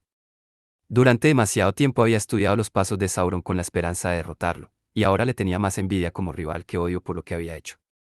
Y creía que el anillo, que pertenecía a Sauron, buscaría a su amo cuando éste reapareciese, pero si volvían a expulsarlo, entonces el anillo permanecería oculto. Por tanto estaba dispuesto a jugar con el peligro y dejar tranquilo a Sauron por un tiempo, pues esperaba prevalecer mediante artilugios, tanto sobre la gente amiga como sobre el enemigo, cuando el anillo apareciera. Montó una guardia en los campos Glaudos, pero pronto descubrió que los sirvientes de Dol Guldur registraban todos los caminos del río en esa región. Entonces advirtió que también Sauron estaba enterado de cómo había muerto Isildur, y tuvo miedo, y se retiró a Isengard y la fortificó, y se enfrascó cada vez más profundamente en la ciencia de los anillos del poder y en el arte de la forja. Pero no dijo nada de esto en el concilio, esperando ser el primero en oír nuevas del anillo. Reunió a todo un ejército de espías, y muchos de entre ellos eran pájaros, porque Radagast no adivinó la traición de Curunir, y lo ayudó creyendo que estaban vigilando al enemigo. Pero la sombra del bosque negro era cada día más profunda, y unas criaturas malignas concurrieron a Dol Guldur desde todos los lugares oscuros del mundo, y se unieron nuevamente bajo una sola voluntad, y volvieron su malicia contra los elfos y los sobrevivientes de Númenor. Pero al fin el concilio fue de nuevo convocado, y se debatió mucho la ciencia de los anillos, pero Mitrandir le habló al concilio diciendo: no es necesario que encontremos el anillo, porque mientras permanezca en la tierra y no se deshaga, tendrá siempre poder, y Sauron crecerá y confiará. El poder de los elfos y de los amigos de los elfos es menor ahora de lo que fue. Sauron será pronto demasiado fuerte para nosotros, aun sin el gran anillo, porque gobierna los 9, y de los 7 ya ha recuperado 3. Tenemos que atacar. A esto asintió ahora Curunir, deseando que Sauron fuera arrojado de Dol Guldur, que estaba cerca del río, y no tuviera oportunidad de continuar la busca. Así dio por última vez ayuda al concilio, y las fuerzas se unieron, y atacaron Dol Guldur, y expulsaron a Sauron de su baluarte, y durante un corto tiempo el bosque negro volvió a ser como antaño. Pero el golpe que asestaron llegó demasiado tarde. Porque el Señor Oscuro lo había previsto, y él estaba esperándolo desde hacía mucho, y los Ulairi, los 9 sirvientes, habían ido delante de él para prepararle el camino. Por tanto la huida fue solo un engaño, y Sauron pronto volvió, y antes de que los sabios pudieran prevenirlo, se instaló en su reino de Mordor, y levantó una vez más las torres oscuras de Barad-dûr. Y en ese año se convocó el Concilio Blanco una última vez, y Curunir se retiró a Isengard, y no recibió otro consejo que el suyo propio. Los orcos estaban reuniéndose, y lejos al este y al sur los pueblos salvajes se armaban. Entonces en medio del miedo creciente y los rumores de guerra, el presagio del Ron se cumplió, y el anillo único fue encontrado en verdad, en una ocasión más extraña todavía que la prevista por Mitrandir, y permaneció oculto de Curunir y de Sauron. Porque había sido recogido del Anduin mucho antes que ellos lo buscaran, y lo había encontrado un pequeño pescador que vivía en una aldea junto al río, antes de la caída de los reyes de Gondor, y quien lo encontró lo llevó fuera a un oscuro escondrijo bajo las raíces de las montañas, a donde nadie podía ir a buscarlo. Allí quedó hasta que en el año del ataque a Dol Guldur fue nuevamente encontrado por un viajero que huía perseguido por los orcos a las profundidades de la tierra, y pasó a un país distante, a la tierra de los Perianat, la gente pequeña, los medianos, que habitaban al oeste de Eriador. Y antes de ese día poco habían interesado a los elfos y a los hombres, y en los consejos de Sauron o de los sabios. Nadie excepto Mitrandir los había tenido en cuenta. Ahora bien, por fortuna y porque él estaba atento, Mitrandir fue el primero en tener noticias del anillo, antes que Sauron se enterase. No obstante, se sintió afligido e inquieto. Porque muy grande era el poder maligno de esa cosa como para que la tuviera alguno de los sabios, a no ser que como Curunir deseara convertirse en un tirano y en otro señor oscuro, pero no era posible ocultárselo por siempre a Sauron, ni deshacerlo mediante las artes de los elfos. De modo que con ayuda de los Dúnedain del norte Mitrandir hizo vigilar la tierra de los Perianat, y aguardó la ocasión oportuna. Pero Sauron tenía muchas orejas, y no tardó en oír el rumor del anillo único, que deseaba por encima de todas las cosas, y envió a los Nazgûl a que lo buscaran. Entonces estalló la guerra, y en la batalla con Sauron la tercera edad acabó como había empezado. Pero quienes vieron lo que se hizo en aquel tiempo, hazañas heroicas y asombrosas, han contado en otro sitio la historia de la Guerra del Anillo, y cómo terminó no solo con una victoria imprevista, sino también con dolor, desde mucho antes presagiado. Dígase aquí que en aquellos días el heredero de Isildur se levantó en el norte, y tomó los fragmentos de la espada de Elendil, y en Imladris volvieron a forjarse, y el heredero fue a la guerra, un gran capitán de hombres. Era Aragorn hijo de Arathorn, el 39º heredero en línea directa de Isildur, y sin embargo más semejante a Elendil que ninguno antes de él. Hubo batalla en Rohan, y Curunir el traidor fue derribado, e Isengard quebrantada, y delante de la ciudad de Gondor se libró una gran contienda, y el señor de Morgul, capitán de Sauron, entró allí en la oscuridad, y el heredero de Isildur condujo al ejército del oeste hasta las puertas negras de Mordor. En esa última batalla estaban Mitrandir, y los hijos del Ron, y el rey de Rohan, y los señores de Gondor, y el heredero de Isildur con los Dúnedain del norte. Allí por fin enfrentaron la muerte y la derrota, y todo valor resultó vano, porque Sauron era demasiado fuerte. No obstante, en aquella hora se puso a prueba lo que Mitrandir había dicho, y la ayuda llegó de manos de los débiles cuando los sabios habían fracasado. Porque, como se oyó en muchos cantos desde entonces, fueron los Perianat, la gente pequeña, los habitantes de las laderas y los prados, quienes trajeron la liberación. Porque Frodo el Mediano, se dice, portó la carga a pedido de Mitrandir, y con un solo sirviente atravesó peligros y oscuridad, y a pesar de Sauron llegó por último al Monte del Destino, y allí arrojó el gran anillo de poder al fuego en que había sido forjado, y así por fin fue deshecho, y el mal que tenía se consumió. Entonces cayó Sauron, y fue derrotado por completo, y se desvaneció como una sombra de malicia, y las torres de Barad-dûr se derrumbaron en escombros, y al rumor de esta caída muchas tierras temblaron. Así llegó otra vez la paz, y una nueva primavera despertó en el mundo, y el heredero de Isildur fue coronado rey de Gondor y de Arnor, y el poder de los Dúnedain fue acrecentado y su gloria renovada. En los patios de Minas en el árbol blanco floreció otra vez, pues Mitrandir encontró un vástago en las nieves del Mindoyuin, que se alzaba alto y blanco por sobre la ciudad de Gondor, y mientras creció allí los días antiguos no fueron del todo olvidados en el corazón de los reyes. Ahora bien, casi todas estas cosas se lograron por el consejo y la vigilancia de Mitrandir, y en los últimos pocos días se reveló como señor de gran veneración, y vestido de blanco cabalgó a la batalla, pero hasta que el momento de partir llegó también para él. Nadie supo que durante mucho tiempo había guardado el anillo rojo del fuego. En un principio ese anillo había sido confiado a Círdan, señor de los puertos, pero lo cedió a Mitrandir, porque sabía de dónde venía, y a dónde retornaría. Toma ahora este anillo, le dijo, porque trabajos y cuidados te pasarán, pero él te apoyará en todo y te defenderá de la fatiga. Porque este es el anillo del fuego, y quizá con él pueda reanimar los corazones, y procurarles el valor de antaño en un mundo que se enfría. En cuanto a mí, mi corazón está con el mar, y viviré junto a las costas grises guardando los puertos hasta que parta el último barco. Entonces te esperaré. Blanco era ese barco, y mucho tardaron en construirlo, y mucho esperó el fin del que Círdan había hablado. Pero cuando todas estas cosas fueron hechas, y el heredero de Isildur recibió el señorío de los hombres y el dominio del oeste, fue obvio entonces que el poder de los tres anillos también había terminado, y el mundo se volvió viejo y gris para los primeros nacidos. En ese tiempo los últimos Noldor se hicieron a la mar desde los puertos y abandonaron la Tierra Media para siempre.